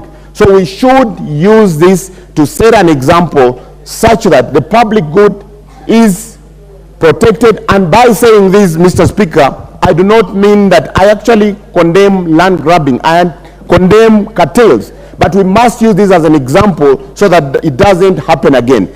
Otherwise, if we continued like this, we've created IDPs, our own country on this continent that is creating its own IDPs, yet we are respected within the continent as a country that really respects democracy. But we are creating IDPs, and historically, where you've seen refugees are created from the first step of creating IDPs.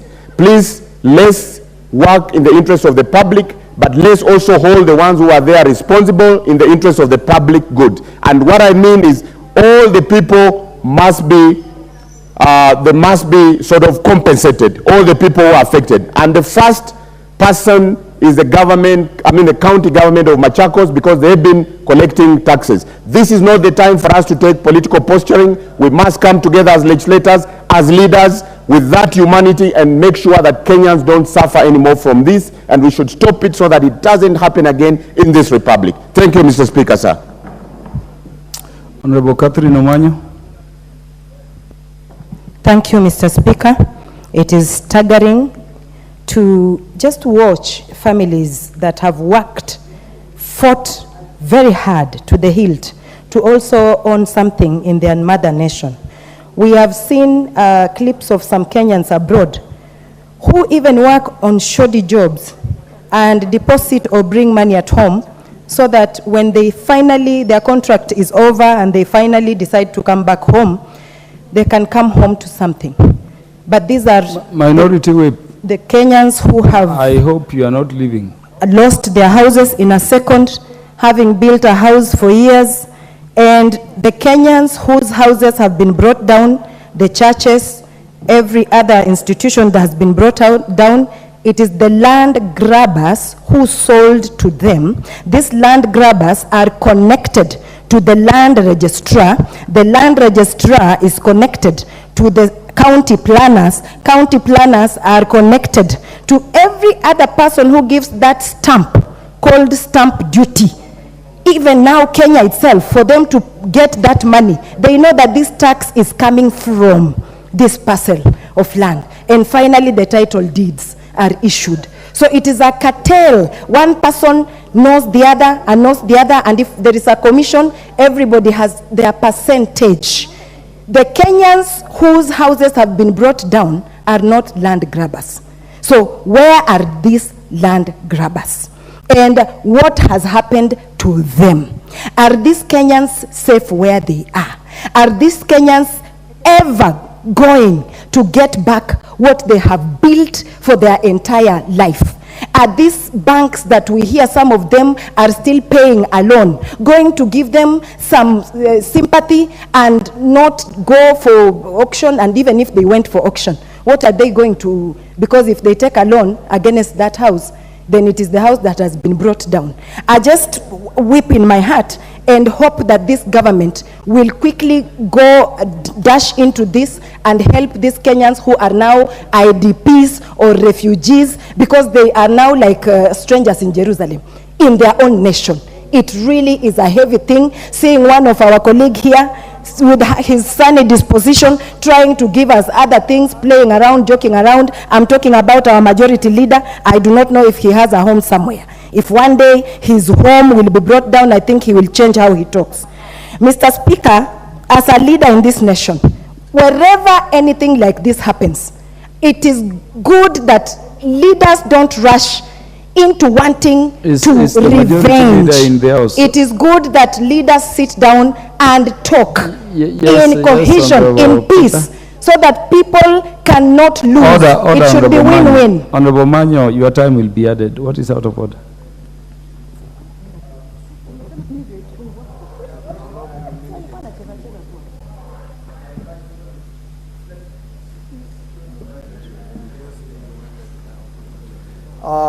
Thank you, Mr. Speaker. I stand to raise order 35, that there is no quorum in this honorable house. So we can't hear you.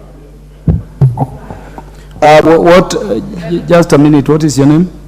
Honorable George Sunkuya. Sunkuya, I cannot see you, so I cannot notice you are. Thank you, but I am so I have not recognized you. Just sit down. Just sit down. Just sit down. Thank you, Mr. Speaker. I just said as leaders, whenever we hear somebody has bought land, maybe it was illegally done or legally done, these people have settled with their families. A child who's going to do their exams in a few couple of days, knowing that I'll be going to nowhere, or in a small one room somewhere where she was used to her own bedroom maybe, or we are going now to stay with our aunt. The life is no longer the way it used to be. We are affecting our future leaders, our future generation by our actions that come because of some revenge or something. We do not want leaders with a lot of vengeance. Let us leave vengeance to God. But these Kenyans must be compensated, and a decision needs to be made to at least get them back to their feet so they can continue giving back to the nation. Thank you, Mr. Speaker. The Honorable Mishimboko. You know. Asante sana Mheshimiwa Speaker. And let me just declare that I want to give members first priority because of those other obligations you need to go to. So male honorable members will need to bear with us for some time. Honorable Mishimboko. Asante Mheshimiwa Speaker. Mheshimiwa Speaker, tunajua katika taifa letu tuna ile mambo tunaita dhulma za kihistoria za mashamba. Na mimi naamini kabla hiyo Portland kuwa na umiliki wa ardhi ile lazima ilikuwa ya wenyeji, na najua hata tukichakura tutajua ya kwamba hawakuipata katika hali ambayo inastahiki. Na mimi niseme Mheshimiwa Speaker, serikali ya nyuma iliyokuwa ni serikali ya Mheshimiwa Uhuru Kenyatta, na pia rais alikuwa naibu wa rais, kulikuwa na kesi kama hiyo kule Likoni ya shamba la Waitiki, na kwa wakati huo viongozi waliwaita wakaazi ambao walikuwa wameingia katika shamba lile la Waitiki, na wakaweza kufanya mazungumzo na wakatoa fidia kadhaa, na serikali ikatoa fidia nyingine, na wananchi hawakuweza kufurushwa. Kwa nini Mavoko walifurushwa na kugandamizwa katika haki zao za kimsingi? Jambo la pili, juzi na jana Mheshimiwa naibu wa rais tuliona akitetea wakaazi wa Nyandarua ambao walikuwa wanataka kufurushwa na shirika la railway. Alisimama kidete na akasema hawatafurushwa na watazungumzia mazungumzo hayo. Kwa nini Mavoko waliweza kufurushwa katika hali ambayo si hali ya hadhi na sio hali ya utu? Nataka niseme serikali iko na haki ya kuwapatia Wakenya makazi, iko na haki ya kuwapatia Wakenya elimu. Vipi makazi yatabomolewa? Vipi shule zitavunjwa? Vipi makanisa pia yatavunjwa, na hali tuko na haki ya kuabudu katika katiba yetu ambayo tuko nayo sasa kama serikali? Kwa hakika nimemnukuu sana Mheshimiwa Rais wakati alipokuwa akifanya kampeni akisema ya kwamba serikali yake haitagandamiza Mkenya kwa njia ya kumfurusha kiholela katika mashamba. Vipi sasa amepata kura, amekuwa baba wa taifa la Kenya, anagandamiza wa Kenya katika hali kama hii ambayo si ya kimsingi? Tumeona kina mama wanavyopata shida, tumeona watoto wanavyopata shida. Tunaambiwa hata kama ni kufurushwa, yani njia ambayo inatakana ifuatwe ni njia ambayo italinda hadhi ya Mkenya, italinda heshima ya Mkenya, italinda maisha ya Mkenya, italinda usalama wa Mkenya. Swali ni kwamba kulikuwa na usalama? Hakuna. Tear gas tuliona zikirushwa kila mahali. Je, kulikuwa na hadhi? Swali ni kwamba hakukuwa na hadhi. Vyombo vilirushwa, kila kitu kilikuwa kinaangushwa kila mahali, na hakukuwa na hadhi yoyote ambayo ilifuatwa. Kwa hivyo nataka kusema Mheshimiwa Speaker, sisi tunasikitika kama taifa ikiwa sasa Portland Summit wanasema wanataka kuuza ardhi wakati wamefanya hasara kubwa kama ile, kuwatia dhiki wa Kenya, ambapo hata kuna Mkenya mmoja aliweza kujitoa uhai kwa sababu ya kufikiria gharama ambazo wametumia katika kuwekeza kujenga makazi na familia yake. Jamani, sisi kama Wakenya tunazungumzia kuwapa watu makazi, alafu kwa upande mwingine tunavunja makazi ambayo wameyajenga kwa miaka mingi katika hali ngumu sana, hali ya kuchukua maloni, kuchukua ile Kiingereza tunasema mortgage. Kina mama wamecheza katika vyama, wamecheza katika vikundi vyao kupata pesa, alafu kwa siku moja tu wanakuja kufanyiwa dhulma kama hiyo. Sisi kama taifa la Kenya lazima tujue sheria ni msumeno, inakata mbele na nyuma. Haiwezi kuwa sheria tu itafanya wakati ni mavoko, lakini kwa sehemu zingine sheria itakuwa inaangalia mkondo mwingine. Jamani, leo ni mavoko, kesho itakuwa ni sehemu nyingine ya taifa la Kenya. Hawa wa Kenya tuwapeleka wapi? Wakati uchumi wa Kenya ni mgumu, mwananchi anashindwa kupata chakula, mwananchi anashindwa kupeleka mtoto shule. Leo anakuja kubomolewa nyumba ambayo amegharimu karibu milioni 20 na kwenda juu. Jamani, hilo alikuwa suluhisho. Sasa wanarudi wanasema watauza hayo mashamba. Kwa nini serikali haikufikiria tangu mwanzo? Anayetoa stakabadhi za shamba ni nani?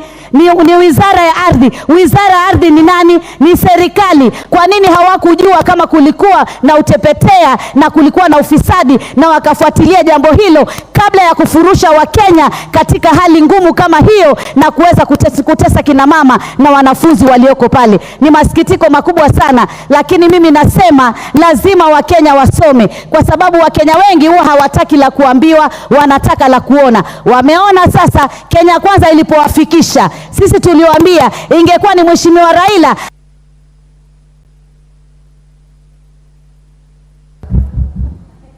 Honorable Susan Kiamba, as Honorable Ann Murata prepares, and Honorable Esther Passaris.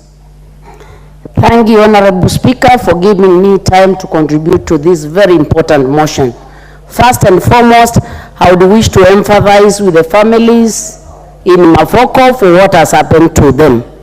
My first point, Mr. Speaker, in pre-independence Kenya, unless tuko na wazungu hapa, there is nowhere where land was empty land.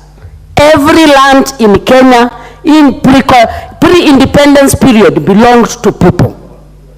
And it is important to realize that when parastatals came up, people only gave land for particular purposes, for people to use it to benefit their own people. And they never gave away land with full rights of ownership. It is very strange when we see people using the law to own land, deny the real original people their rights to own that land. I'm even very surprised, Honorable Speaker. 2 weeks ago, the President was in Tana River, in the Tana Delta. The people in Tana River, there is the land being owned by TADA. The President gave orders that the local people be allocated that land. And then TADA can have the rest. Why couldn't that happen in Mavoko? Are people of Mavoko animals? Are we not Kenyans? Do we have sacred cows in this country? Because if in Tana River there is that particular order that the land belongs to Dada, and the President has given a degree that those people should be allocated land, I believe the same should have happened in Mavoko. Mr. Speaker, I've heard many presenters say that the demolitions happened because the land belonged to grabbers. Were the houses also of grabbers? Did Kenyans have time, our legal authority, to establish who was the grabber and who was the individual landowner? Why was there all this impatient? Because when you stand up and say this land was from grabbers, I believe it is the role of the government to identify who are grabbers and who are genuine landowners, Kenyans who deserve to have this particular land. You know, one thing, Mr. Speaker, I find very wanting is a lot of lip service of solidarity of Kenyans. When we say we want unity, unity has to be demonstrated through what we do. Because I find it very difficult as a person coming from a community for anybody to tell me about unity when you are killing my people or killing Kenyans. And especially killing Kenyans with a bias. Because now we know for these people who were demolished, they had their houses demolished. Some of them are now suffering. We already have a man who committed suicide based on that. So, Mr. Speaker, I think it's in order. I think it's in order for the government of Kenya, whether national in collaboration with the county government, to to compensate for the people of Mavoko. And as other people, whether they are squatters or whatever the case may be, as other people are being given land, I believe it's in order for those people evicted in Mavoko to get their land. And lastly, you know, I find it very difficult. We are being treated the same way Chief Kevoi was treated. Because Portland, by the way, Portland bought the land from who? We would want to see the agreement. Or did they come here with land? We would want to see the agreement of Portland. They bought the land from who? Because if the original communities was there, how did they come to possess the title deed? Because we cannot have institutions that are the owners of the title deeds, the owners of the land, while the local people suffer. Honorable Speaker, I think it's very dehumanizing. A house of this owner to start thinking very tribal. Or very, how do I put it? With a lot of partisan party lines. There is no Kenyan who is Kenyan blood that is Uda. Neither Kenyan house that is Azimio. We all need to fight for these Kenyans. And I think if this parliament cannot fight for these Kenyans, I don't know where else they would actually get justice. So I believe this house must get solutions. We can't sit here and mourn.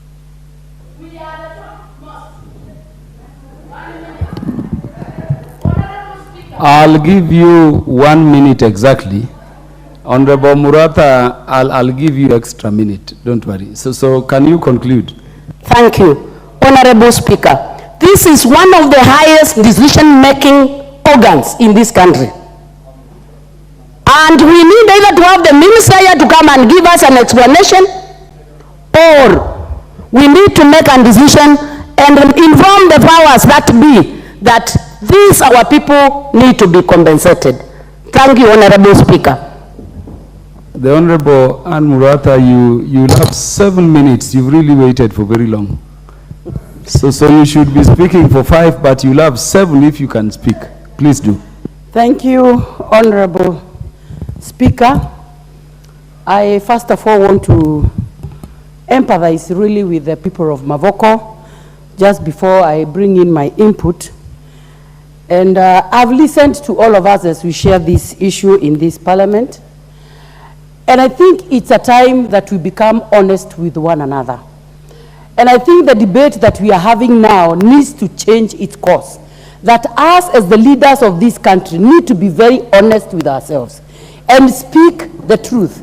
Because you see, when somebody comes here and tells us that the land in Ukambani belongs to the Kambas, I'm a neighbor of Kenyatta University and Jomo Kenyatta University. You cannot tell me to come here and say that that land belongs to the people of Kiambu. It does not. Jomo Kenyatta University is the land of the people of Kenya, in as much as it is in Kiambu. So you cannot come to parliament and start telling us the land that is in Kamba belongs to Kamba. It does not. It is a land of the people of Kenya. That one we need to be in agreement. So when we come here and start bringing issues of land belonging to who, some of us will be the highest beneficiaries. But this is not true, because what is in Kiambu belongs to the government. And now what I'm trying to say is this. We have had issues of land, and talking honestly, all of us in this country know that we have had a big problem of land in this country. And what happened in Mavoko is very clear and was put on the table, and all of us are on TV, are on social media, we are seeing what is happening. And we know all what has been happening in this country over the matters of land. And in particular now this land that is at hand. We have seen somebody speaking to these people and telling them, title ni karatasi, jengeni nyumba. So what was this guy trying to tell these people? Can you do this as fast as possible? Because when it comes to issues of demolishing, there will be people who will come to support you. Because when you keep it as land, it will still revert back to the owner. So go and sell it. We have seen the governor who was there then addressing those people, and even the company itself putting a poster there and telling people this land belongs to the Portland Cement. So what I'm trying to tell ourselves is that, can we have an honest discussion? Because here we are talking about lives. Like now we have students there who are supposed to do exams in the next few days. I am in the Committee of Education in this Parliament. We need to be sitting and asking ourselves, these children need to sit for the exam, when and where and how. This is what we need to be discussing in this Parliament. But when we come here and start putting volumes and talking, trying to buy loyalty with our people, and we actually know what is happening. When I see all the leaders from that region speaking very strongly and very highly, and at the back of their mind, they know the true story, because this one has been done by the rogue government officers that we have, who cheated our people and even made them buy land that didn't even have titles, and even went ahead and approved the constructions. These are government rogue officers, and they are there, and they are known. So when we start dragging in even the name of the president is not working in the government of Machakos. There are people who have been given work there to do. So the people we need to be addressing are people like the EACC, the DCI. They need to rush and get the people who did this to the innocent Kenyans and make them pay for every pain that they have caused these people. Because again, we cannot continue every year talking the same thing, doing the same things, the same way, and expect different results. So what we are saying is that the people who sold this land,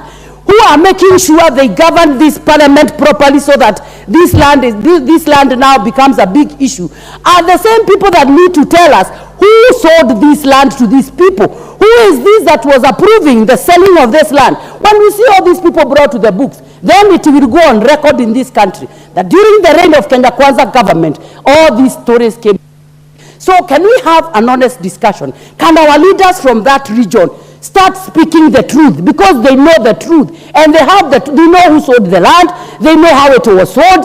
We are seeing them involving people and telling them go build, because when you have put a construction, no one will come there. And finally, Mr. Speaker, I would also want to say the name of God is being invoked in all these things that the church has been constructed. I'm a Christian, and I believe that we speak of a God of order. Our God is a God of order. Even him, when he created the world, he put the boundaries for rivers, for oceans, and for lakes, because he knew there is a purpose for everything. That land is for Portland cement, it's not for building a church, and I'm a Christian. So start bringing the issues of a church was demolished because the church had to be put in proper land. But then the church owners are not to blame. The people to be blamed is the person who sold that land to that church, and that person needs to be condemned with the strongest word possible. And the people to give us this answer are the people from that region, the DCI, the EACC. They have an answer, and they need to answer this question. So the likes of Robert Mbui, my friend, need to come out clean and tell us who is this in that region that sold this land to these people, knowing very well where it belonged. Thank you, Mr. Speaker.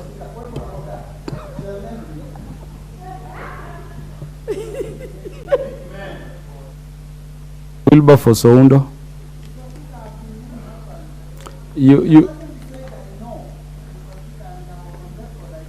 I didn't hear anything out of order.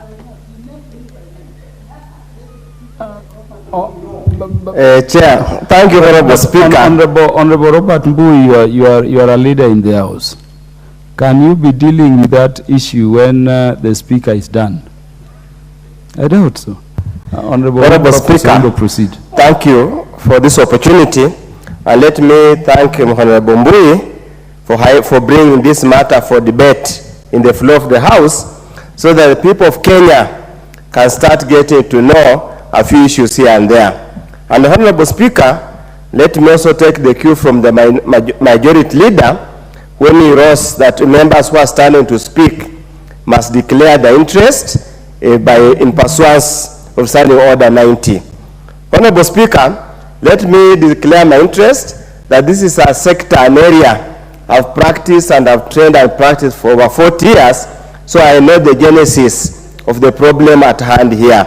Second, Honorable Speaker, let me also declare I and the previous speaker, the member of Parliament for Machakos County, sit in the Committee of Trade, Industry and Cooperative, and we have we are privy to some documentation that East African Portland Cement came and laid before us in the committee. So, Honorable Speaker, as I speak here, I want to avoid the politics, I want to avoid the specifics, and probably deal with the wider concept at hand here. And I must sincerely thank Honorable Mbui for bringing this matter to the fore, because it's not the first time, it's not the second time, and it's unlikely to be the last time. And this, Honorable Speaker, the genesis of this problem lies back into around 1990, 1991, and 1992, when there was the infamous reward for people under the days when we are transiting from one party state to multi-party state. And then by then, KANU was threatened as a party on the stranglehold on the leadership of this country. At that particular moment, Honorable Speaker, it was reward time. And I can tell you, Honorable Speaker, I want to give you a very honest example. What shocked me as a valuer, then National Bank was giving out loan free to KANU kingpins. And one of the land they gave a loan to was the roundabout of Jogoo Road and Outer Ring Road. So I just want to lay the genesis where the rain started beating us.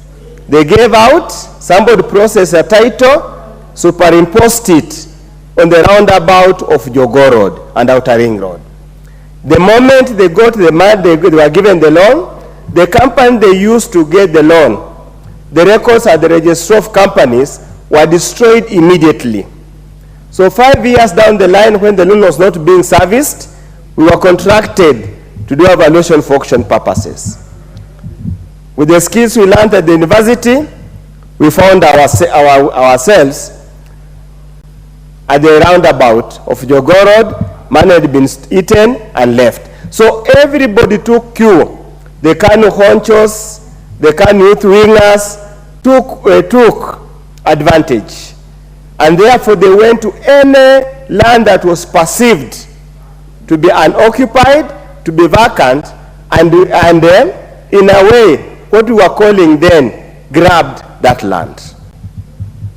That mirrors what has happened in respect of the land held that is subject matter here. When East African Portland Cement as a company acquired was given whichever way, through acquisition, through donation, through public guarantee, is now immaterial. They acquired a very chunk of land, and they were supposed to use that land for mining purposes, to mine raw material for cement making. And as my colleagues have indicated here, that in the understanding was they only supposed to mine, once they finish and they exhaust the mine, they were supposed to return the land to the rightful owners, who I do not know who are those rightful owners, yet this land had long been occupied by the settlers. How the settlers got the land is you and me and everybody knows. So obviously the settlers had land and they had title. And the title, Honorable Speaker, as you are aware, ownership of title is exclusive. You can, not two people can own title.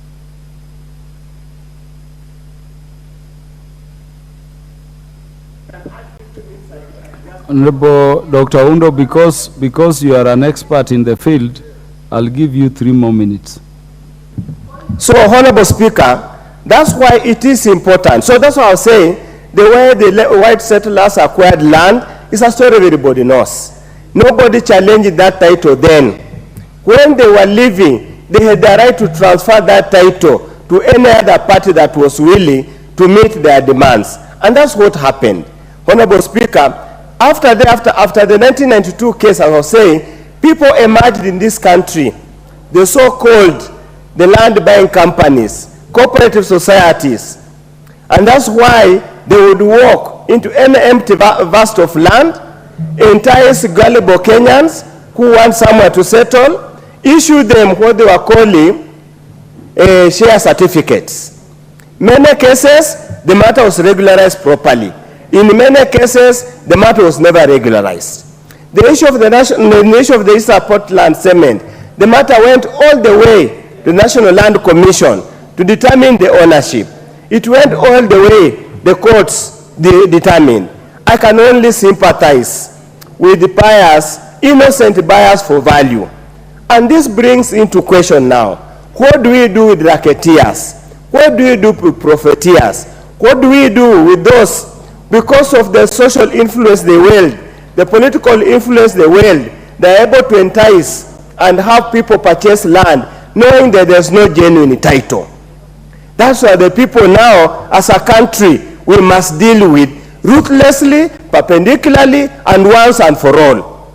And this presents a case example. That's why, Speaker, I've sat here today patiently because I was doing research. As you listen to people talk, it's like an interview. It's a questionnaire they're filling for me. So, Honorable Speaker, this is where now we need, this is where all the security agencies, this is where the government now needs to weed out this group. We have the other parcels of land, the criminal land. We have so many other such cases in this country. I therefore urge soberness. And I want to ask the Committee of Lands and Physical Planning, now this is the time. They need to show their expertise in land matters, land administration matters, land information management system matters, to resolve this matter once and for all. Finally, as I conclude, government is a government in perpetuity. Government is a government in perpetuity. The current government cannot remain blameless. These things were done in the name of the government. During the campaign, we were very categorical that the suffering of people through enforced eviction, we need to address. And I thought, Honorable Speaker, there was actually an act of Parliament on how to deal with eviction, whether it is through illegal eviction, lawful eviction. If there isn't such an act of Parliament, I want to throw upon, again, the Lands Committee to develop that bill, so that wherever we even have disputes, there must be a humane way to evict people. We are talking about housing. Any houses, any structure that houses people demolished, that's reducing the housing stock in the country. We cannot run away from that fact. So, Honorable Speaker, I want to urge my colleagues, this should give us an impetus to change the law, should give us an impetus to strengthen our land administration system, must give us an impetus to debate what constitutes title, what constitutes sanctity of title. What is it are you looking for? It's not just the space that matters, it's what is the interest you hold in respect of that space that matters. So for all those who want to go and buy land, failure to consult a consultant, an expert at that particular moment, might be cheaper for you, but cheap is expensive in the long run. There can never be any substitute in consulting a consultant in whichever way, and an expert in whichever way you do. Thank you, Honorable Mbui. We hope now whoever listens has listened, and as you said, even if they don't listen, we have talked to you. It's upon us to pick up from here and resolve these matters once and for all. Thank you, Honorable Speaker. The Honorable Dr. Ivo Bara. Thank you very much, Mr. Speaker, for giving me this opportunity to also contribute to the motion. Mr. Speaker, at onset, I want to condemn in the strongest term the destruction of property. I'm not calling it demolition. I'm calling it destruction. Because what I saw, I would not wish it on my enemy. Mr. Speaker, yes, I've listened to the expert, but the question is, the kind of infrastructure that we saw being demolished in Mavoko, surely you could not put in all that money, knowing very well that it is not yours.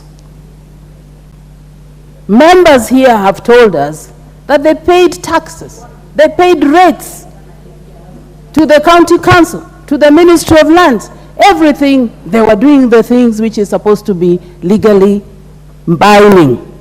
But nevertheless, properties were destroyed. Mr. Speaker, I cannot reconcile myself with what I saw. The broken people broken men and women, looking at their life savings going down into ashes. Mr. Speaker, up here in Upper Hill, whose land is that? All those buildings that we have in Upper Hill, whose land? They were given by the government. Railway here, whose land was it? Government land.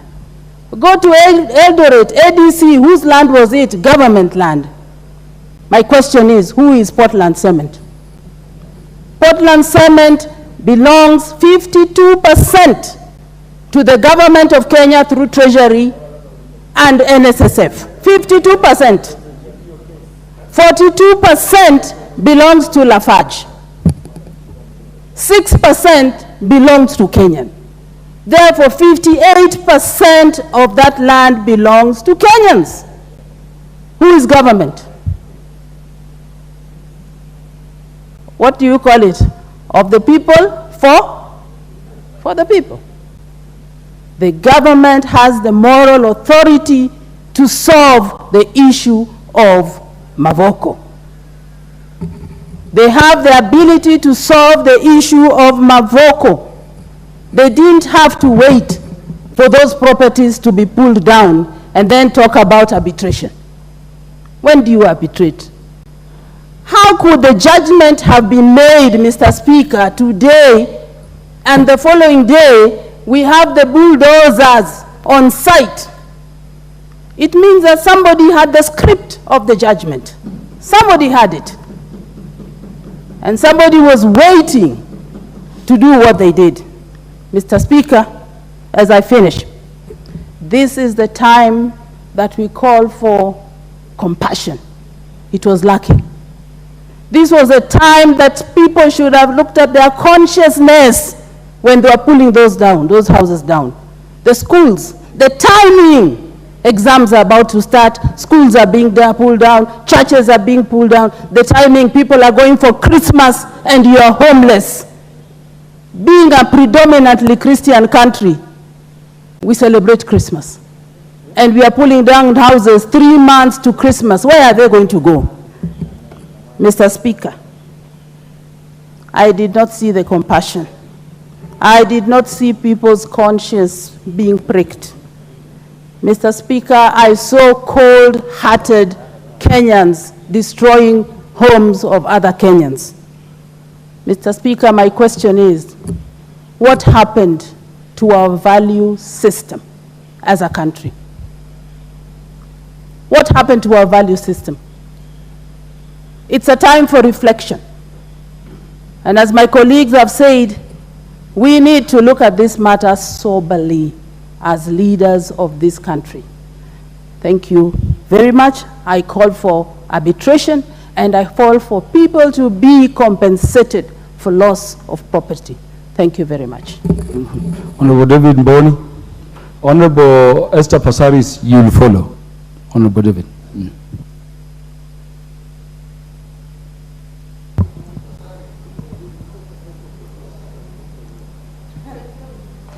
He said Mboni, not Passaris.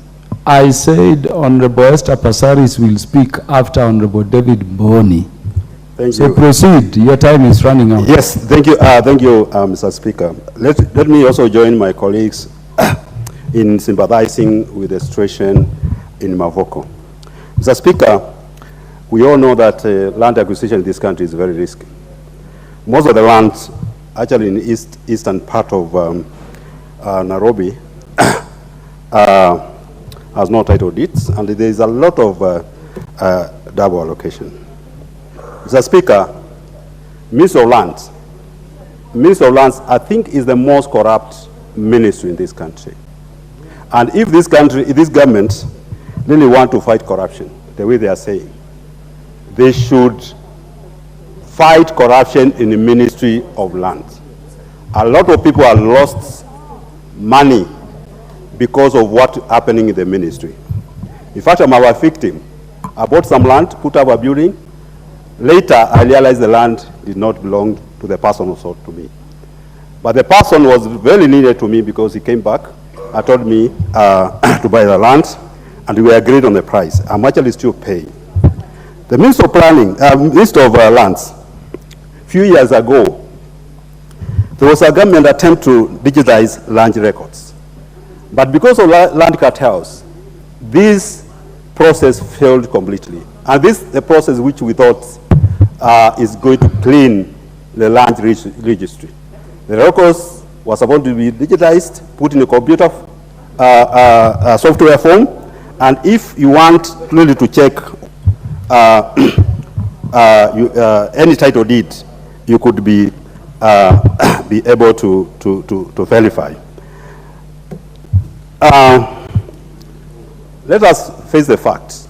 The Mafoko land was donated to East African Portland by the Kamba community. The Portland did not buy the land.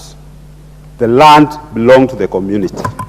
Now the agreement was the factory, the East African Portland, to mine the limestone and revert back the land to the Kamba community. So we still expect that land to go back to the community. We are aware that under the privatization program, East African Portland is one of the companies which this government is willing to sell. This company, the government is selling. And we are aware the factory, the machines are obsolete. So the target is the land, nothing else. But we are saying as a community, the land belongs to us. In 2014, the then Governor Mutua wrote to DCI and asked the DCI to investigate what was happening in Mafoko land. But the DCI did not do nothing. In fact, I'm surprised. Now they are calling people left and right to come and record statements and accusing people who are very innocent that they stole the land. What did the DCI do at that point? Because at that point, if they intervened, what we are seeing, the story we are seeing in Mafoko should not be happening. Because they should have been able to stop the land division, that whatever. Who approved the plans, housing plans? Is it the ministry? Is it the county government, where the Governor Mutua, who was complaining the land is being divided? Is it the county government which approved the land? Those are the questions we need to ask ourselves. And instead of looking for few small people, we need to get the big people into this. In fact, I'm sympathizing with my colleague Macau for being accused. I mean, honorable member. How does he sell land? So what is happening? What government? Actually, what even ask me more is, you pull down people's houses. Then tomorrow you tell them, I'm selling the same land, and I'll consider you. I'll give you the first priority. Who does that seriously? Who does that? The government should not have negotiated with the people who have already put their houses there and sell them. I'll give you 1 minute. So the government should have actually negotiated with those people, sell the land to them, and leave their houses comfortable. Now people are helpless, homeless. People have put their money, their lifetime savings, got loans to put houses, and now they don't have houses. Seriously, which government does that? Therefore, Mr. Speaker, these people need to be compensated so that at least they can live a decent life. Thank you very much. The Honorable Mark Mwenje. Oh. Sorry, Honorable Pasaris, would you indulge the Deputy Minority Leader, who was just confirmed today to speak before you? Thank you, Honorable Speaker, for the opportunity. Let me, first of all, Honorable Speaker, support Honorable Mbui and thank him for bringing this very important motion. Honorable Speaker, when this government was elected, during the inauguration speeches, especially of note by the Deputy President, he promised to Kenyans that the days of inhumane demolitions and evictions will come to an end. That was quoted. That was him speaking. Honorable Speaker, there was nothing humane about what we saw in Mavoko, Honorable Speaker. It is also important that I remind those in government that claim that 47% of those who voted came from Mount Kenya. Quite a significant number of people who were demolished were from Mount Kenya and voted for this government. So that is something we must always remember, Honorable Speaker. Honorable Speaker, there was a court case. This court case did not run to its natural conclusion. Normally, there is an eviction order, there is a notice, there is a period that is given, Honorable Speaker. This did not happen. And Honorable Speaker, whenever we've seen this kind of orders, there is always some form of notice, some reprieve, a chance to go to a higher court to be heard. This was not the case, Honorable Speaker. And more importantly, Honorable Speaker, these kind of matters create a security risk, because what you've done is destruction of wealth. One day you have people living in a home, have electricity, the basic necessities. You have water, food, shelter, clothing, a livelihood. And the following day, all that is thrown away. This creates a risk to even security, to our own security agencies there. That is something, and Honorable Speaker, I want to expand beyond Mavoko, because these kinds of court orders for evictions, they are all over, especially from where I come from in Embakasi.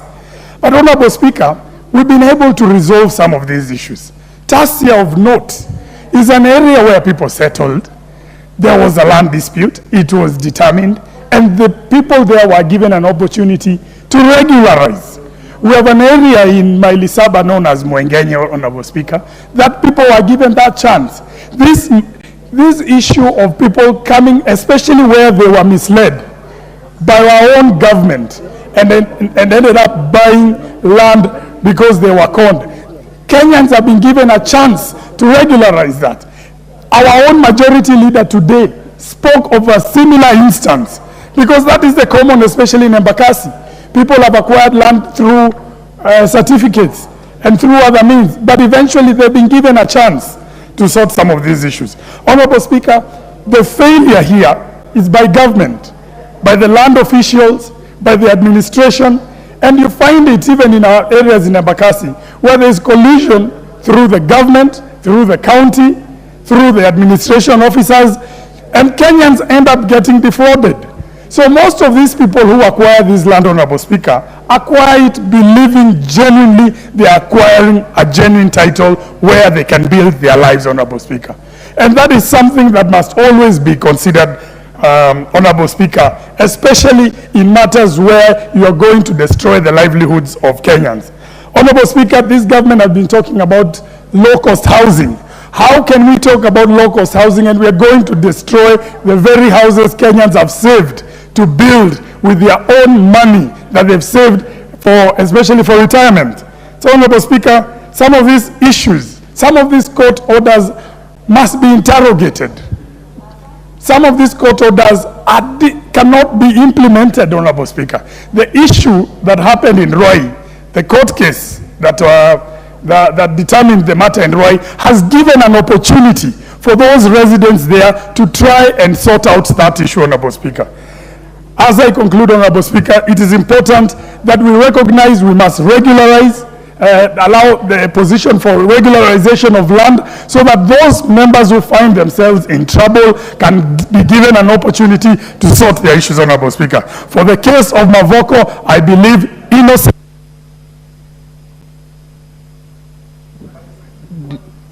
Did you say you want 1 minute or 2 minutes?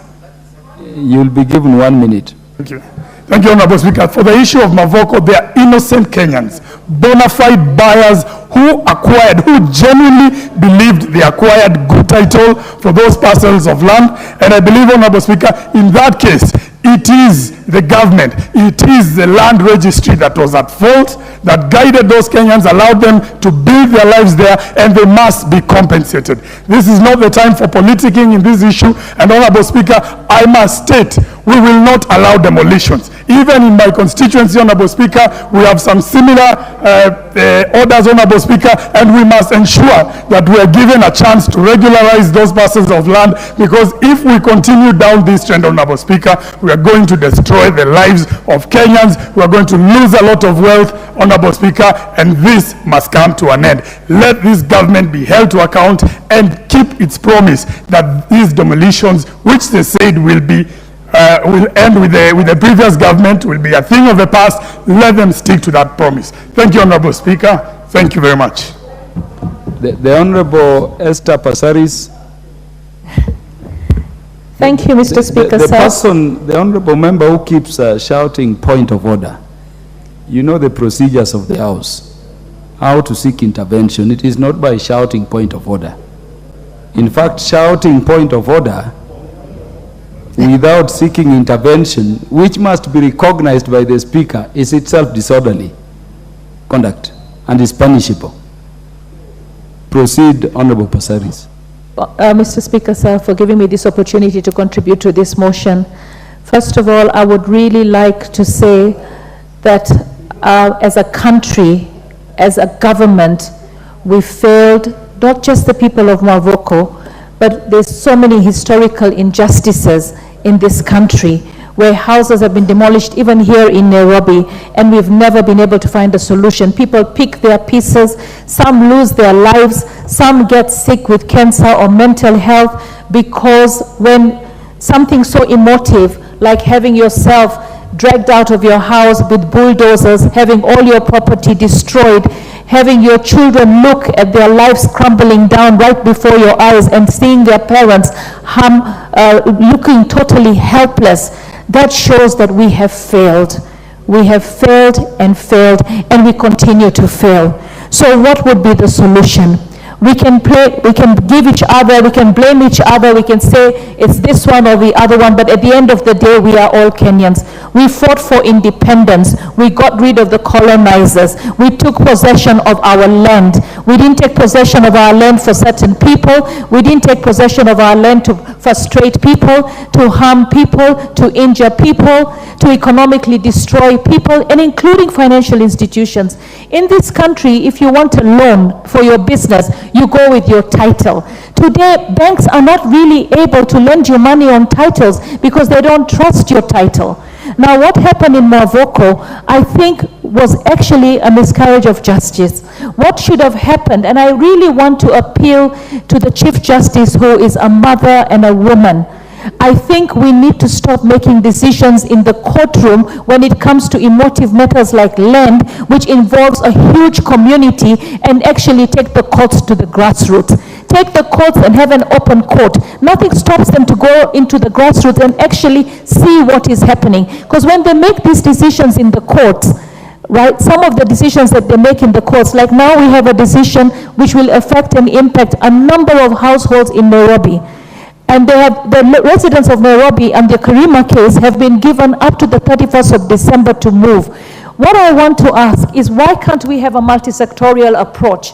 So that when you have matters of land which involve community, we bring, because the judiciary keeps telling us, let's go for alternative dispute mechanism. The judiciary itself can initiate that dispute, the arbitration and the alternative dispute mechanism, and actually bring the Ministry of Lands, bring in the police, bring in the community, bring in the judiciary, and together we look at how we can safeguard the dignity of the people that we are supposed to represent. The people in Mavoko, I understand where they're coming from when they say this was our land. We gave you the land to do business because you will bring some economic gain for our people. This land was sold to innocent Kenyans. The county government gave approvals for construction of houses. The services were provided by Kenya Power, provided by the Ministry of Water, titles were provided by the Ministry of Lands, and then all of a sudden you wake up one morning and you say this land belongs to us. So I was thinking, with all those 4,000 acres of land that East African Portland has, surely couldn't they have actually figured out how to compensate the people, or to actually give these 200-300 acres of land and say, this is your land. We have actually survived and made profits out of this land. So we will give you this land. We will end this court battle, you know, so that the people can actually live in peace. The land that is in Nairobi right now that we're talking about with the Karimas, I really would like the government to seriously look at the Dongo report. We came up with the task force. We came up with the Dongo report. This was supposed to cure the injustices that came up with land. And up to today, we've never implemented the Dongo report. So I want the government to have a humane face. As we're saying, we want to build houses for the people. We want to give dignity to the people. How do we give dignity to the people and the promise of dignity when today we erode that dignity by bulldozing houses and schools and churches? Even if those churches were built in land that was not theirs, how was that church built with a title? How was that church built with approvals? So all of us are culpable. And I think it's important, as a member of the Committee of Lands, we shall do what we can, but we need... You need more minutes? Mr. Speaker, adjournment motions go yes, for 5 minutes, yeah, except with the leave of the House. And I assume the House is the Speaker. So you have 2 minutes. Thank you, Mr. Speaker. Mr. Speaker, sir, this is an item. The land issues are emotive, and we need a multi-sectorial approach. We need to get to the grassroots, and we need to stop actually harming our Kenyans. Our Kenyans need to be engaged in a manner that is dignified, because that is what the government has promised. And we are all part and parcel of that promise, because we are part of the government. So we need to make sure, whether we're opposition or we're in government, that together we uphold the dignity of the people, because it's not enough to come and say we feel sorry for you, because the pain that they're feeling is continuing and is growing, and mental health is real. We're going to have a lot more challenges if we continue being so harsh and rough on the citizens of this country. So I pray that the president and the various cabinet, when they meet, they address this issue, because really business cannot actually thrive when the people of the community are actually being destroyed. Thank you, Mr. Speaker. Honorable Engineer Paul Nzengu. Thank you, Mr. Speaker, for giving me the opportunity to contribute into this debate. From the onset, I want to empathize and sympathize with the people of Mavoko constituency for that barbaric action that was taken upon them. It's a pity that a lot of people may have lost their lifetime earning through this act of carelessness. And Mr. Speaker, I want to condemn the whole act on the strongest words possible. And I also want to condemn a section of members who took it, who tried to trivialize the whole thing by associating the grabbing of the land so reported to be having been occasioned or orchestrated by the Wiper Brigade, by claiming that the elections of 2022 were financed by the proceeds from the money that was purportedly obtained from this sale of land. I think this was a careless and a mockery. It was a careless statement and a mockery to the people that lost their monies, their earnings.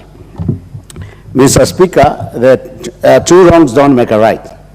And assuming that there was a problem in that area where the titles were mixed up, or some authorities somewhere made a mistake, does not qualify the people that are affected to have been hurt in the manner that it was done to them.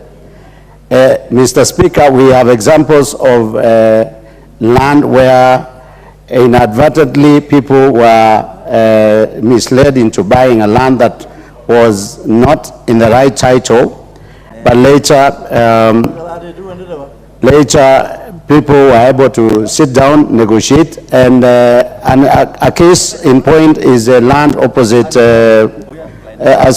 opposite Balore along Old Airport Road, where I know Kenyans were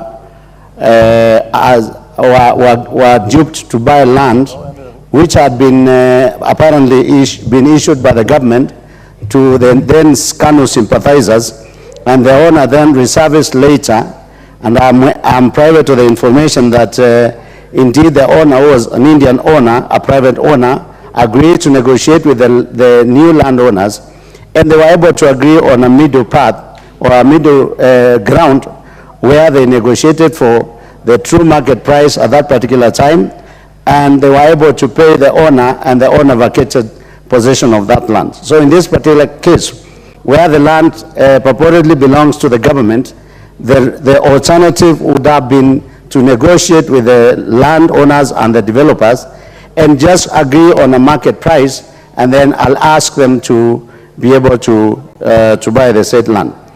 Mr. Speaker, the idea of a government demolishing property of its own people, for whatever reason, is in itself scaring the investors, because the individuals don't issue titles. Titles are issued by government, and the government cannot recede on titles that they have issued themselves.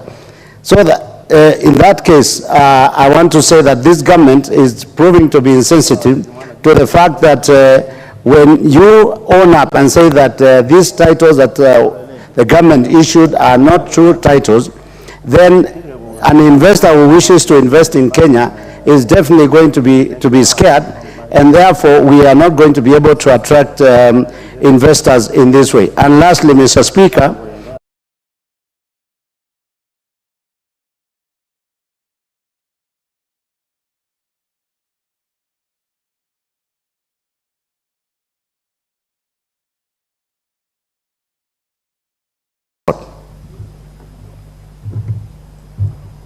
Honorable Joshua Mwalio. Thank you very much. Thank you very much, Mr. Speaker, for the opportunity. I want to say that I've been in this Committee of Trade where we have been dealing with this matter, and I don't want to go into the details because I know the details. I want to say that it could have been better if the people that houses were being demolished could have been treated like the way Abraham was pleading with the angels that that were going to destroy Gomorrah. And Abraham was saying, if you find 20 people, will you destroy Sodom? That is what could have been asked as a question. So that he kept on saying what that God was kept on saying, I will not destroy. That is the formula that should have been used there, because those are Kenyans who live there, and they should have been spared because they were cheated on that land. So the people that cheated them, I saw one saying that I saw one video which was saying that if we give you this piece of land, you must build something, even if it's a toilet, very fast, so that we have a case. So in other words, the people who were innocent, they didn't know, but they were cheated. So what could have been happening is that sympathizing with them because they have spent money, because they are Kenyans. In fact, the Kamba nation are only 5% who are built there. The rest are the Kenyans who are living there. So it is not a matter of being in Ukambani, but everybody who had money. Kenyans or other Kenyans? Other Kenyans. Okay. Other Kenyans. Okay? So it is not a matter of saying that because it is in Ukambani, it is the Kamba people who are built there. No. It is other Kenyans. All Kenyans were there because they were all cheated. They all bought the land. So the people that should have been punished is those guys who are in now. The one who are now in cells, who are going to court every now and then. Because they're the one who made something like a society to be able to sell this land to people who didn't know whether they were being cheated or not, and their money was taken. So what I can say is that the compensation should be done, because there are so many parcels of land which have been left there, which were supposed to revert back to the government. Then the people that has houses were destroyed should be given a piece of land so that they can be given free even to build in one of the parcels of land, if only the parcels of land that was needed by the government is the one which has now been vacated by the demolition. Then the rest can be given to them so that people can just start their lives again, because these are Kenyans and they pray the God that we pray. And I'm sure something somewhere will happen. Even the leadership is a leadership that fears the Lord. They always pray every Sunday, and they will be touched and be able to compensate these Kenyans. So I rest my case. Honorable Mulungi.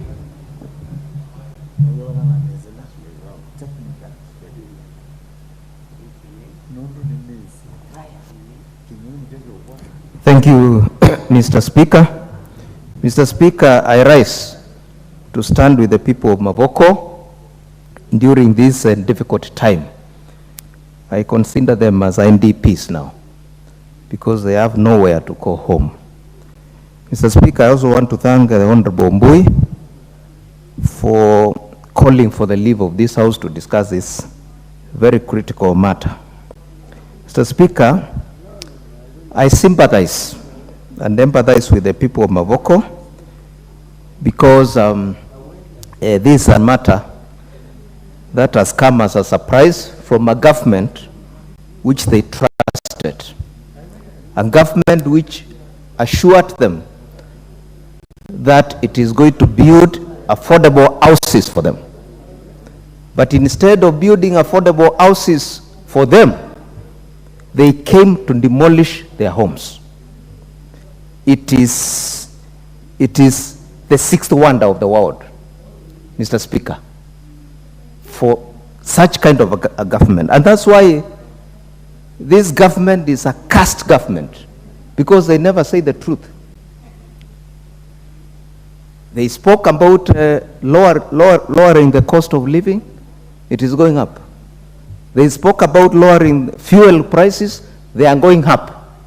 They spoke about lowering the cost of unga. It has been going up. That is why this government is cursed.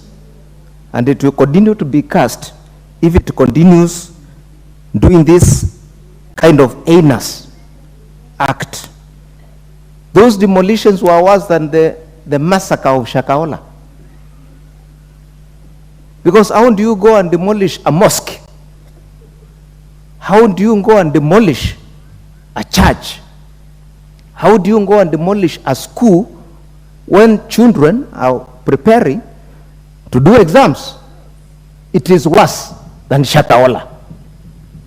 So, Mr. Speaker, I consider these demolitions as purely orchestrated, planned by Kenya Kwanza government. They had planned all this, and Mr. Speaker, the moment we just started speaking about succession politics in Azimio, the moment we started talking about Kalonzo being the heir of Azimio, now Kenya Kwanza decided to hit the homeland of Kalonzo Musyoka, and that is Machakos.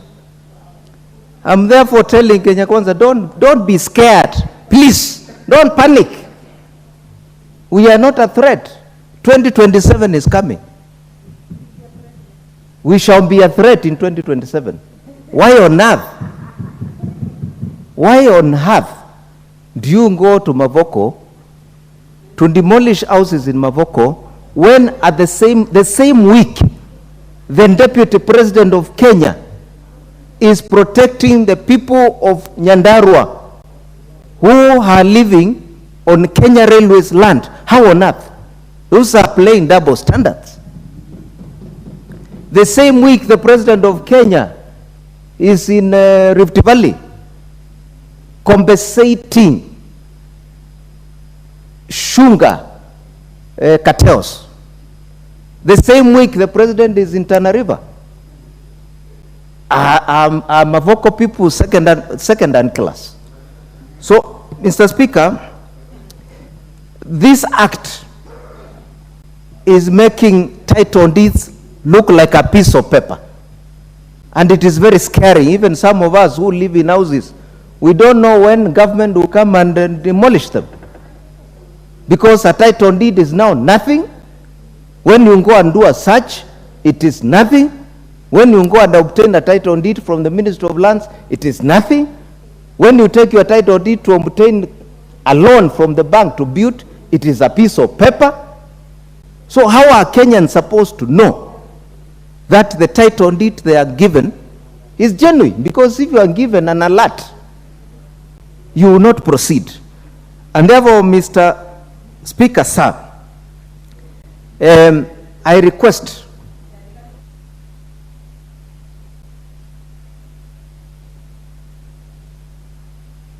I'll give you 1 minute. We need to be done with this motion. Mr. Speaker, I want to warn Kenya Kwanza members of parliament from Ukambani who planned a press statement and then dragged Kalonzo Musyoka into this land scandal.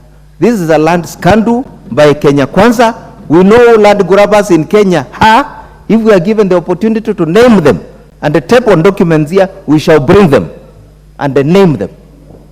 So, Mr. Speaker, I support that Mavoko people should be compensated and the parliament should investigate this matter and come up with a solution. Thank you, Mr. Speaker. Thank you, Honorable Nabi Nabwera.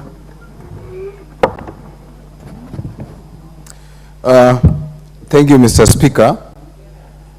I want to start by, first of all, associating myself with the views of majority of colleagues who ostensibly agree that one,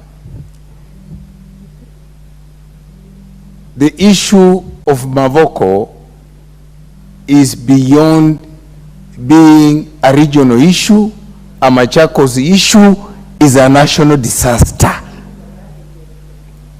Mr. Speaker, I keep on asking myself two questions in this during my stay in this parliament. Question one, what did we mean by taking an oath to defend the Constitution? Because, Mr. Speaker, in the national values as enshrined in the Constitution, one of the values is human dignity. The question is, if you demolish a house, get people in the cold, including pregnant women and children, is that human dignity? Secondly, Mr. Speaker, I keep on asking myself a question. What is common good? Does what is common good in Kakamega, Lugari where I come from, become common good in Kiambu or in Machakos? Why am I asking this question? Mr. Speaker, for God's sake, all land that sits any government-owned institution is held in trust on behalf of the people of this country. So the question is basic. If the land in Miwani or the land in Nzoia Sugar, which we were in this house defending and saying we cannot allow it to be privatized, how different is it from the land of East African Portland Cement? Mr. Speaker, there was a law in this country, or there's a law in this country called public acquisition. that law has been used to get people out of their land for purposes of a particular cause. Now, when you want to understand the problem of Mavoko, look at it this way, that we demolish the houses today, and tomorrow we have an advert that we are selling those houses, and the people being given first priority are the people who are living on those houses. What do you mean, Mr. Speaker? Actually, the management of Portland Cement must be held to account on this.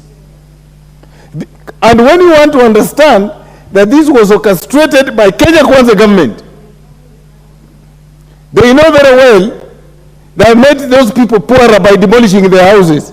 So offer them, they will be unable to buy that land. Then the shenanigans of Kenya Kwanza government will go and buy that land. Mr. Speaker, today we were addressing a presser with Honorable Mukabe.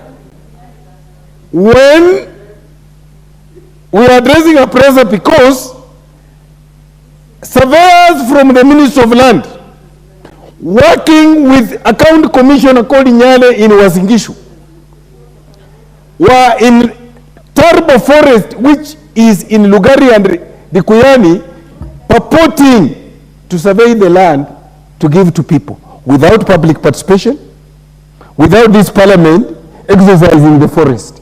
That is what Mavoko is. Mr. Speaker, I'm requesting for an extra 2 minutes. Mr. Speaker, as a country, we must come to our senses. Why am I saying we need to come to our senses? There are actions we take that will have far-reaching socioeconomic impact. An economy that is not performing, a country that cannot meet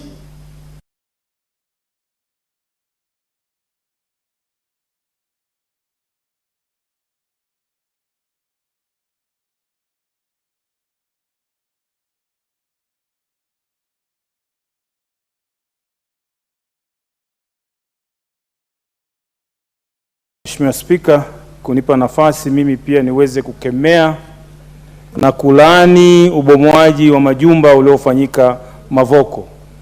Ni jambo la kusikitisha, jambo la kuhuzunisha na jambo la kushangaza. Na mimi nimeomba kuzungumza tangu saa 8:30. Tangu hii ikiwa inakuja nimeweka. Lakini nakushukuru kwa sasa kunipatia nafasi. Na ni kwa sababu tunataka kukemea hili jambo lisifanyike tena sehemu nyingine. Ndio sababu tunakata ukaweka saa 7 tutakaa, Mheshimiwa Spika. Hili ni jambo la kusikitisha.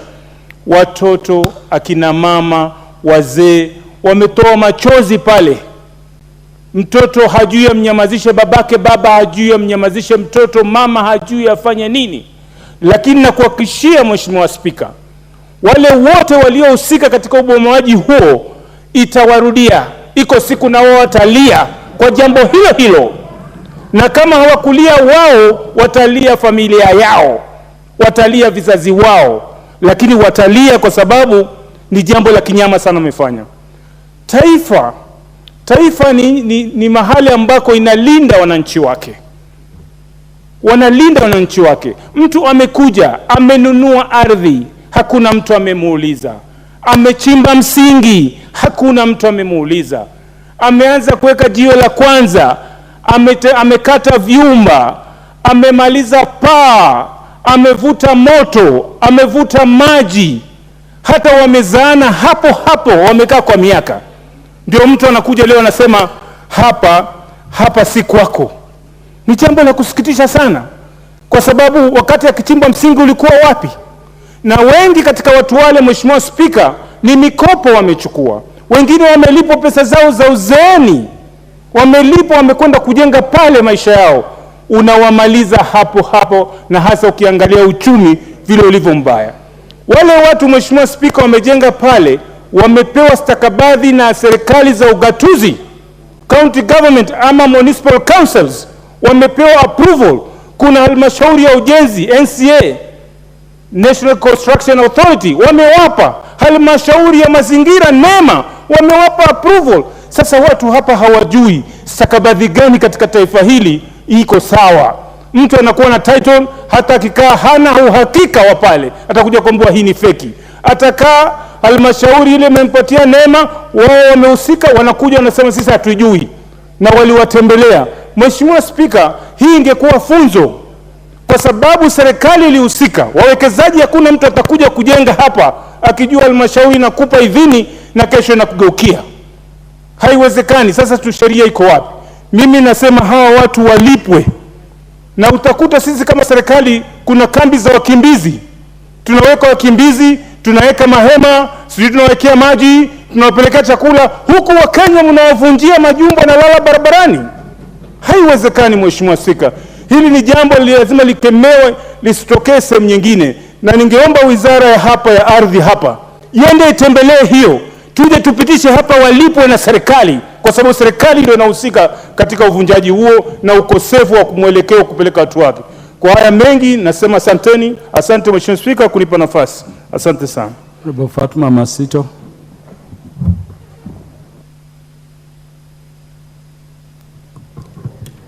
Basi asante sana Mheshimiwa Spika kwa kuweza kunipatia nafasi hii, na mimi niweze kupiga pondo au kuongezea katika hoja iliyoko mbele ya bunge hili. Kwa kweli Mheshimiwa Spika, mimi pia nataka kulia na watu wa Mavoko vile wanavyolia au vile walivyolia. Mheshimiwa Spika, watu wa Mavoko ni majirani zangu. Pale Kwale mimi nimepigiwa kura na jamii ya Wakamba wengi sana, ambao tangu juzi walikuwa wanaona wakisikitika, wakinipigia simu nikiwa nao kwenye mikutano, wanasema Mheshimiwa, ni mambo gani kama viongozi mnaangalia watu wa Mavoko wanauawa wakiona? Hii ni kwa maana kuwa watu wa Mavoko wamepokonywa haki yao ya maisha. Nina hakika kuna watu sasa hivi wameshikwa na maradhi ya presha, wameshikwa na michipuko ya maradhi ambayo hawakuwa nayo kwa sababu ya tendo lile lililotokea. Wakina mama wenzangu wameteseka na watoto kwenye baridi tangu juzi, na serikali bado haijafungua mdomo, imenyamaza. Hii ni dhahiri shahiri serikali imeshindwa kufanya kazi yake. Mheshimiwa Spika, huwezi kumuua binadamu ukiangalia. Umemshikia kisu, unamwambia unakufa leo saa hii. Mtu wa Mavoko, Mheshimiwa Spika, unafikiria siku ile alisikiaje? Yeye anajua ako na hati miliki ndani ya nyumba yake, ana mkopo, amewekeza, anajua maisha yake yote yako pale. Leo hii unamwambia wewe huna makao. Mheshimiwa Spika, serikali ya Kenya Kwanza imeshindwa, na ndio maana saa nyingine natamani hii serikali tungechukua sisi watu wa Azimio chini ya Mheshimiwa Raila Amolo Odinga. Mheshimiwa Raila Amolo Odinga ni mtu mzima, ni mtu mwenye busara, kwa sababu Mheshimiwa Spika, huwezi kumwangalia mwananchi wako ambaye alikupigia kura juzi na hata ambaye hakukupigia kura, unamwangalia anakufa ukimwangalia. Poleni watu wa Mavoko kwa kitendo hichi, lakini na sisi watu wa Kwale tutasimama na nyinyi. Tutatia ubadi, tutatia uvumba, na sisi tuombe, tuseme kama kweli ile ni haki ilimtelekea mtu wa Mavoko, Mwenyezi Mungu simama na mtu wa Mavoko. Na pia mimi naomba bunge hili tutengeneze tume maalum, Mheshimiwa Spika, ya kuweza kuangalia swala lile la Mavoko, na tuweze kupitisha watu wa Mavoko, Mheshimiwa Spika, walipwe, tena walipwe vizuri, waweze kuishi maisha mazuri. Na nataka kujenga matumaini kwa watu wa Mavoko, msivunjike moyo. Kuna kesho yenu inakuja hapa hapa duniani na sio kesho akhera, kama ndugu zangu Waislamu wanavyosema malipo ni kesho akhera. Tunataka malipo yawe hapa hapa duniani, kila mtu aone. Mheshimiwa Spika, asante sana, na nasema poleni sana ndugu zetu wa Mavoko, tunalia na nyinyi usiku na mchana. Asante. MP for Kibra.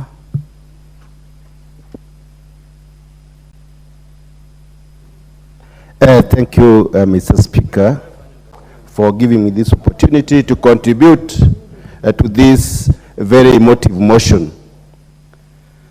Now, in the history of Kenya, we have not seen such an act. This government is led by rogue officers, a people who do not know the morals. In our own culture, where I come from, I am very reluctant to talk about land matters because in our days, when you pass somebody's kill, I cannot translate that in English, but Mr. Speaker, maybe you can translate to them. When you pass somebody's kill, you cannot reach 1 week before you die. Yeah, Kiau, if I were to help you, Honorable Rero, is a Latin word for border or land boundary. That is it. I thought it was the same in Cumberland, because these people would have not lived by now. What they have done, the atrocities that they have inflicted, they do not deserve to exist. This government is supposed to lead people, but they are destroying the people they are leading.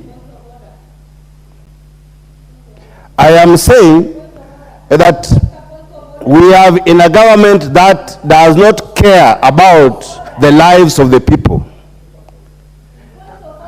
Mr. Speaker, please protect me. I am saying that this is a government. Last year, Honorable Orero would be heard in silence just the way the others were.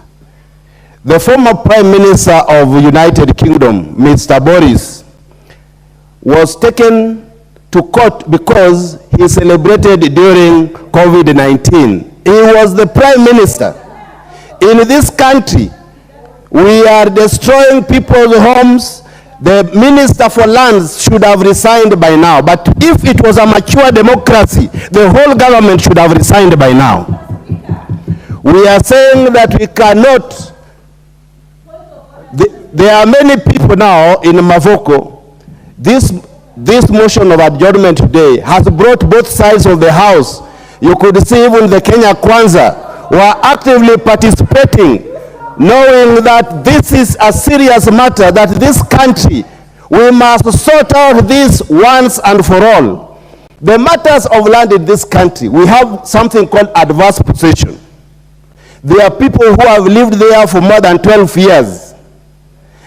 These court cases, like now again we have this Embakasi Ranch, they also want to remove Kirima cases, they want to remove people from their land, and we are setting bad examples with Mavoko. What are we going to do with the people who have used their whole earnings in this country? They have taken loans from the banks. I am asking that we form a parliamentary commission to inquire about the Mavoko land and other lands in this country. If we go on like this, Mr. Speaker, sir, we will not have people living on this land, and the land grabbers in this government will continue grabbing land by simply destroying other people's property. I want to say, Mr. Speaker, that if we do not stop these rogue people in the government, we will not have a country the next 1 year. I want to sympathize with my brothers from Mavoko. The only problem is that in Mavoko, it is a cosmopolitan. It is where different tribes are living. Even from my village, we have people who are living there. Even from East Western, we have people living there. So this is a national issue. It is not really a Mavoko or an Eastern or Kamba issue. We must come together as Kenyans. We must agree that this kind of man-eat society kind of government, we must say that it must stop. We have people who believe that this country can only go on with them at the helm. We must say that this act that we have seen in Mavoko must never occur anywhere in this part of the country. We are ready to stay here even up to midnight to try and look at why this happens in this region. Thank you, Mr. Speaker, for giving me this chance. I stand by saying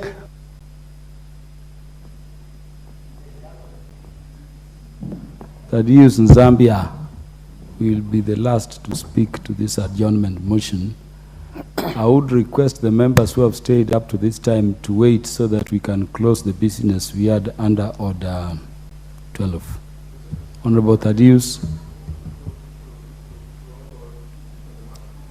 Thank you. Thank you, Honorable Speaker. Order, Honorable Nzambia. Honorable Omar Mwinyi, you wanted to speak to this adjournment motion.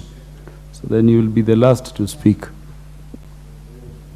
Thank you, Honorable Speaker, for granting me this noble opportunity to join my colleagues in sympathizing with the people of Mavoko. Honorable Speaker, what really happened was a was an heinous act. Honorable Speaker, at any one given time, it is always good to be sensitive to your people. I think, Honorable Speaker, as we speak now, what we should be first... I want Honorable Nzambia to be heard in complete silence, the way we've been doing. And let me congratulate the House. For the first time, we put politics aside. In as much as we have a bit of banter, we are proffering solutions to a matter of national importance. So proceed, Honorable Nzambia. Yeah, thank and you. By the more you consult loudly, the more his time gets extended. Okay. Thank you, Honorable Speaker, and you protect me so that my time is not eaten up by those members who are just moving up and down and making some noise. Thank you, Honorable Speaker. What I want to say is that these are very sensitive and emotive matter, and as members of this House, the next course of action or whatever we should be asking for now is how safe are our children and those schools which are demolished. What is the situation? Because we understand in the next few days, our students, our candidates are starting their exams. As the government, I think they should take this opportunity to make sure they know and get into the welfare of our students and the candidates who are affected. Honorable Speaker, I think it has taken long. And this House, the 12th Parliament, there was a task force which was tasked into coming up with a report regarding the Portland and in Mavoko area. Honorable Speaker, I don't know how long it will take for these reports, which we have been spending taxpayers' money coming up with these serious reports. But when it comes to implementation, nothing is happening. Honorable Speaker, the land which has been affected, that land belongs to the Kamba community. Honorable Speaker, when mining is done in an area, the law is very clear that after the extraction or after the mining, the land should be taken back to the owners. Honorable Speaker, I take this serious time to condemn this government because we are talking about affordable housing. Honorable Speaker, it is very clear that those houses which were demolished, they are of high value. Honorable Speaker, we should be very sensitive to our people, because now, how can you talk of affordable housing and you continue demolishing very valuable houses for the Kenyans? We must be very sensitive to our people. Honorable Speaker, I am in the Lands Committee, and Honorable Speaker, I put with strong words possible that this government should compensate 100% to those who have been affected. Honorable Speaker, I want the member who is just crying over there to listen to this sensitive matter. Those people who have been denied, those members, those people who have been affected, they are crying. We must stand with our people. The government should be ready to compensate our people. Honorable Nzambia, because you've been interrupted, the Speaker, on his own discretion, under Standing Order number 1 and the Standing Order on House adjournment, will give you 3 minutes. Thank you, Honorable Speaker, for seeing this sensitive issue before this House. Maybe I let the members know that the government includes you on both sides. You are in the first arm of government, Honorable Fatuma. There is nothing called opposition under our current constitutional arrangement. You are a member of parliament in the first arm of government. So you are in government. So nobody should feel so irritated when we say government has done this. It may be an agency, or it may be those of you who are speaking within the House here. Unless we are specific to an individual in government, there is no reason to worry. Continue, Honorable Zambia. Thank you, Honorable Speaker, for being considerate. Honorable Speaker, what these people are not understanding, some honorable members think that this is not a Kamba affair. Those who have been affected are people across the country. It doesn't matter who was affected, comes from which region. The point here is, those people need to be compensated. Honorable Speaker, in our current budget, we have a lot of money for compensation of squatters. I'm in the Lands Committee, and we have put a lot of money for the for compensation of land squatters. What I'm trying to say is that the government should have first consulted. They could have given time and negotiate with these people. These are Kenyans. These are not foreigners. Even if they are foreigners, they need to be given time and to be heard. Honorable Speaker, it is the last time this House we stand with our people, with our Kenyan people. Actually, Honorable Speaker, the cost of living is very high. The cost of living is unbearable. And you tell me, you at this time of economic times, you can move and demolish houses for Kenyans. Let us be sensitive as a government. This is a matter which needs a lot of urgency. And as this House, we need to stand with our people. And lastly, Honorable Speaker, the issue of land is a bit sensitive. And I wonder, what is the cost of producing title deeds? Why don't people of Kenyans own title deeds of the land they occupy? Honorable Speaker, we've allocated enough money for digitalization of title deeds. And Honorable Speaker, I can report with a lot of honesty and sincerity that a lot has not been done. A lot of money has been put there, and nothing is coming out. Right now, Honorable Speaker, if you can get to know the billions of money which has been spent in this digitalization thing, I think it is the highest time as the members of this House, we have to do an investigation to know where this taxpayers' money is going. Honorable Speaker, and this is very sensitive, Honorable Speaker, Kenya Railways bought land from Portland. Where on earth can a government sell a land to a government institution? And as you are aware, probably most of you are not aware, this demolition was done to pave way for the Kenya Railways to pay the balance of 500 million. And this being very sensitive, Honorable Speaker, there are people behind the push for the Kenya Railways to compensate or to pay the balance, that is to the Portland. And the Honorable Speaker, as you know, the word corruption is not being mentioned in this government. Honorable Speaker, we need to have a task force, and they should be led by the Lands Committee. I think it is the highest time the Lands Committee, headed by the chair, to get into the ground and get us the real report, get a real report which can be discussed in this House, Honorable Speaker. Honorable Speaker, I really thank you for adding me some few minutes so that we can deliberate on this sensitive. The Honorable Omar Mwinyi.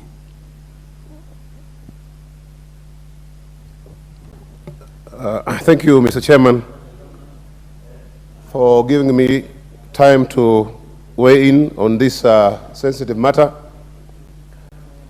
Mr. Speaker, I want to support this motion, first of all, by showing my solidarity with the people of Mavoko.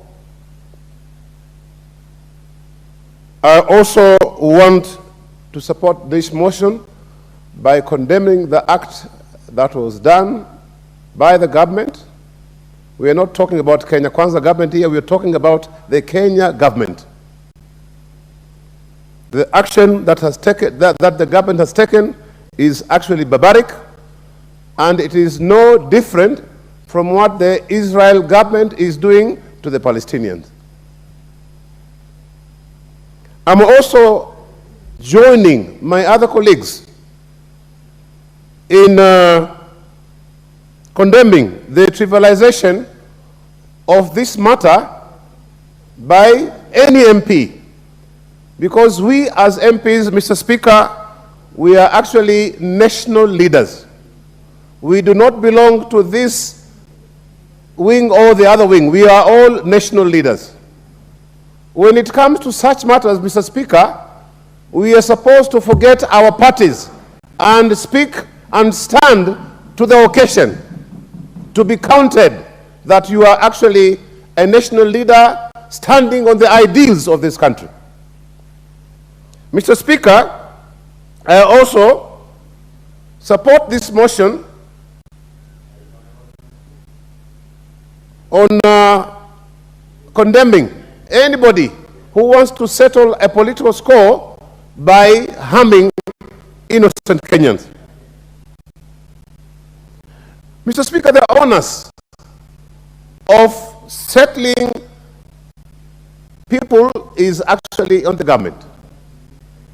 Our successive governments have failed, Mr. Speaker, to arrange on how the people are going to be settled. And that is why, Mr. Speaker, you find when people see a piece of land lying idle anywhere, they start building.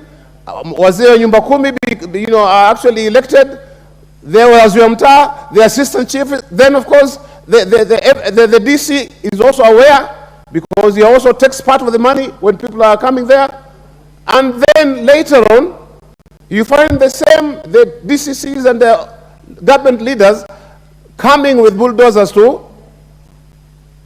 to bring down these shelters. This is very unfortunate, Mr. Speaker, and it should actually come to an end. Mr. Speaker, we have seen successive governments ignoring reports that are actually given about land grabbing, about malpractices, and nothing has actually been done about it, Mr. Speaker. There is no action. There is nobody who has been taken to court, nobody who has been jailed, Mr. Speaker. So it means all our governments have been supporting these malpractices. Mr. Speaker, we've been hearing about digitization of the land registry since 1980s. To date, Mr. Speaker, we still want to collect cash money because we want to steal the money. We are not interested in digitizing because we still want to do malpractice in land matters, Mr. Speaker. So if the government is the culprit, how then do you go and demolish people's homes? I call them homes, I don't call them houses, Mr. Speaker. Then you only do it after declaring it in a public rally that they are going to be demolished tomorrow, and then it happens. This is very unfortunate. Such things need a discussion, Mr. Speaker. A discussion where we ask ourselves, in this situation, what is the best way? And I believe, Mr. Speaker, the government has funds to compensate the owner. They would have done that to make sure at least these people's homes are saved. Mr. Speaker, we shall ask one question. Was the action taken by the government the best action at the time?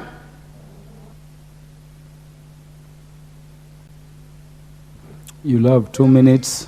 A better way or option than what actually was done?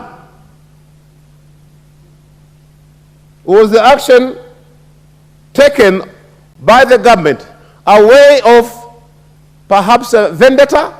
And if we saw To who? Who was that vendetta directed to? And as it has been alluded here, Mr. Speaker, the people who are living there are Kenyans. Kenyans of all shades. So if it was vendetta, then vendetta against Kenyans? That is very unfortunate, Mr. Speaker. Mr. Speaker, I want to propose that we do not have just the land committee, but we have a select committee to look into this matter. Mr. Speaker, remember there is somebody called Braza, a notorious auctioneer who goes and takes, contraband and I would say, illegal court orders to demolish people's homes, like the ones which happened in Westlands. He also did the same in Changamwe, in Dongo. And he is just left to go scot-free, Mr. Speaker. If such things can happen, and we just look at it as if nothing has happened, Mr. Speaker, then we are not a republic, we are a banana republic. And I would actually urge this House, Mr. Speaker, whenever we have such matters, let us forget our political divide. Let us be all Kenyans. Let us debate as Kenyans with this nation at heart. Because if the people of Mavoko are actually hurt, we should also feel that pain. We actually feel the pain of the people of Gaza, the way they have actually been affected. How about these people here of Mavoko? Supposing there are people coming from your area, would you feel actually happy? And I'm giving you an example, Mr. Speaker. There is an MP in Samburu who was blaming the government, and he belongs to this government because his people have been affected security-wise. So this is actually what we should all be feeling, Mr. Speaker. For that matter, the compensation matter should actually be a point that select committee should be recommending. And without much ado, Mr. Speaker, I support the motion that was brought about by Honorable Mbui, and he did not do so because he is somebody coming from that area, but he is a human being with a heart. And any human being with a heart has a feeling, and this feeling will be expressed in the manner that Mr. Mbui, Honorable Mbui, and others did. With those many remarks, Mr. Speaker, thank you for giving me this opportunity, and I beg to support this motion. Thank you very much. Honorable Irene Mayaka. Thank you, Honorable Speaker, for giving me this opportunity to also support this motion. And Honorable Speaker, I just want to thank our very able Deputy Minority Leader for bringing this motion, because this has been an issue that has been very sensitive, very emotive to a lot of people. And Honorable Speaker, I just want to say from the onset, we live in very interesting times in this country. We have a government that even promises El Nino and doesn't deliver. We have a government that is not thinking about its people. Honorable Irene Mayaka, when did any government start delivering rains? Honorable Speaker, the government gave us a lot of preparedness. They promised boats in Nairobi and everywhere else saying El Nino is coming. And then the other day, they told us there's no El Nino. So, Honorable Speaker, that is lack of delivery of something that they've already promised. But Honorable Speaker, I digress. And let me just say this very clearly, Honorable Speaker, that the people in Mavoko, legal due process was not even followed. Because by the time you want to displace people from where they live, you first ensure that you are actually relocating them and compensating them. Because now we have a humanitarian crisis with us. We have children who have been displaced. We have seen children crying on social media. We have candidates for class 8 and form 4 who suddenly are living in makeshift houses. Honorable Speaker, Athi River is an area that, first of all, does not have a lot of tree coverage. So you can imagine at night the kind of cold that those children feel. And Honorable Speaker, I just want us to look into our conscience as leaders. Because when we sit here and allow that someone can make declarations in a public rally and say that they're going to do destruction, and they actually do it, Honorable Speaker, it is no surprise that the other day on Sunday, when the Right Honorable Prime Minister Raila Amolo Odinga and His Excellency Kalonzo Musyoka were just passing through Kitengela, and they were actually stopped by people, by force. They had no plans of stopping, but Kenyans stopped them because they were crying out. Because they are feeling like should they have had the leadership of these two gentlemen, together with Honorable Martha Karua, we will probably not have been in this situation. Because, Honorable Speaker, we must have leaders who are compassionate. And Honorable Speaker, I just want to say, especially to the honorable members who are shouting that it will never happen, that you don't know about tomorrow. The government can eat its own children. It can eat you as well. So you'd better not make declarations that you cannot justify, because nobody knows about tomorrow. Honorable Speaker, secondly, I just want to talk about the issue of urban planning. Before we go ahead and do what was done the other day, you ought to start thinking about urban planning. Honorable Speaker, back in 1963, Kenya and Singapore were at par. Right now, Singapore is so many years ahead of us because we've had the wrong leadership, because we've had leaders who are not thinking about tomorrow, because we've had leaders who are not thinking about what do we need to do to ensure that, number one, besides everything else, the basic needs of our people are guaranteed. Honorable Speaker, by the time someone is building a house in Athi River, they've had their family living there for so many years, and then you suddenly want to come and destabilize them. And yet in this country, we keep saying that we have issues to do with mental health. We are having a lot of issues to do with people feeling destabilized. First of all, already we are dealing with an extremely high economy, we are dealing with high taxes, and then you add on to people more problems that ideally they could have avoided. And Honorable Speaker, I just want to say that the first thing, even us as legislators, and it's very good that I had a couple of honorable members suggesting this, that we need to sit down and start having actual reviews of our laws. We need to have actual reviews of even our penal codes that criminalize some of these things, that we should be able to come back, sit down and say, how about we start thinking about humanity first before we think about chest thumping? Because, Honorable Speaker, a lot of chest thumping goes on in this country. And I just want to urge the leaders, especially those in government, that you don't know about tomorrow. Can you please stop chest thumping and start thinking about Kenyans and their lives and their children and how ideal.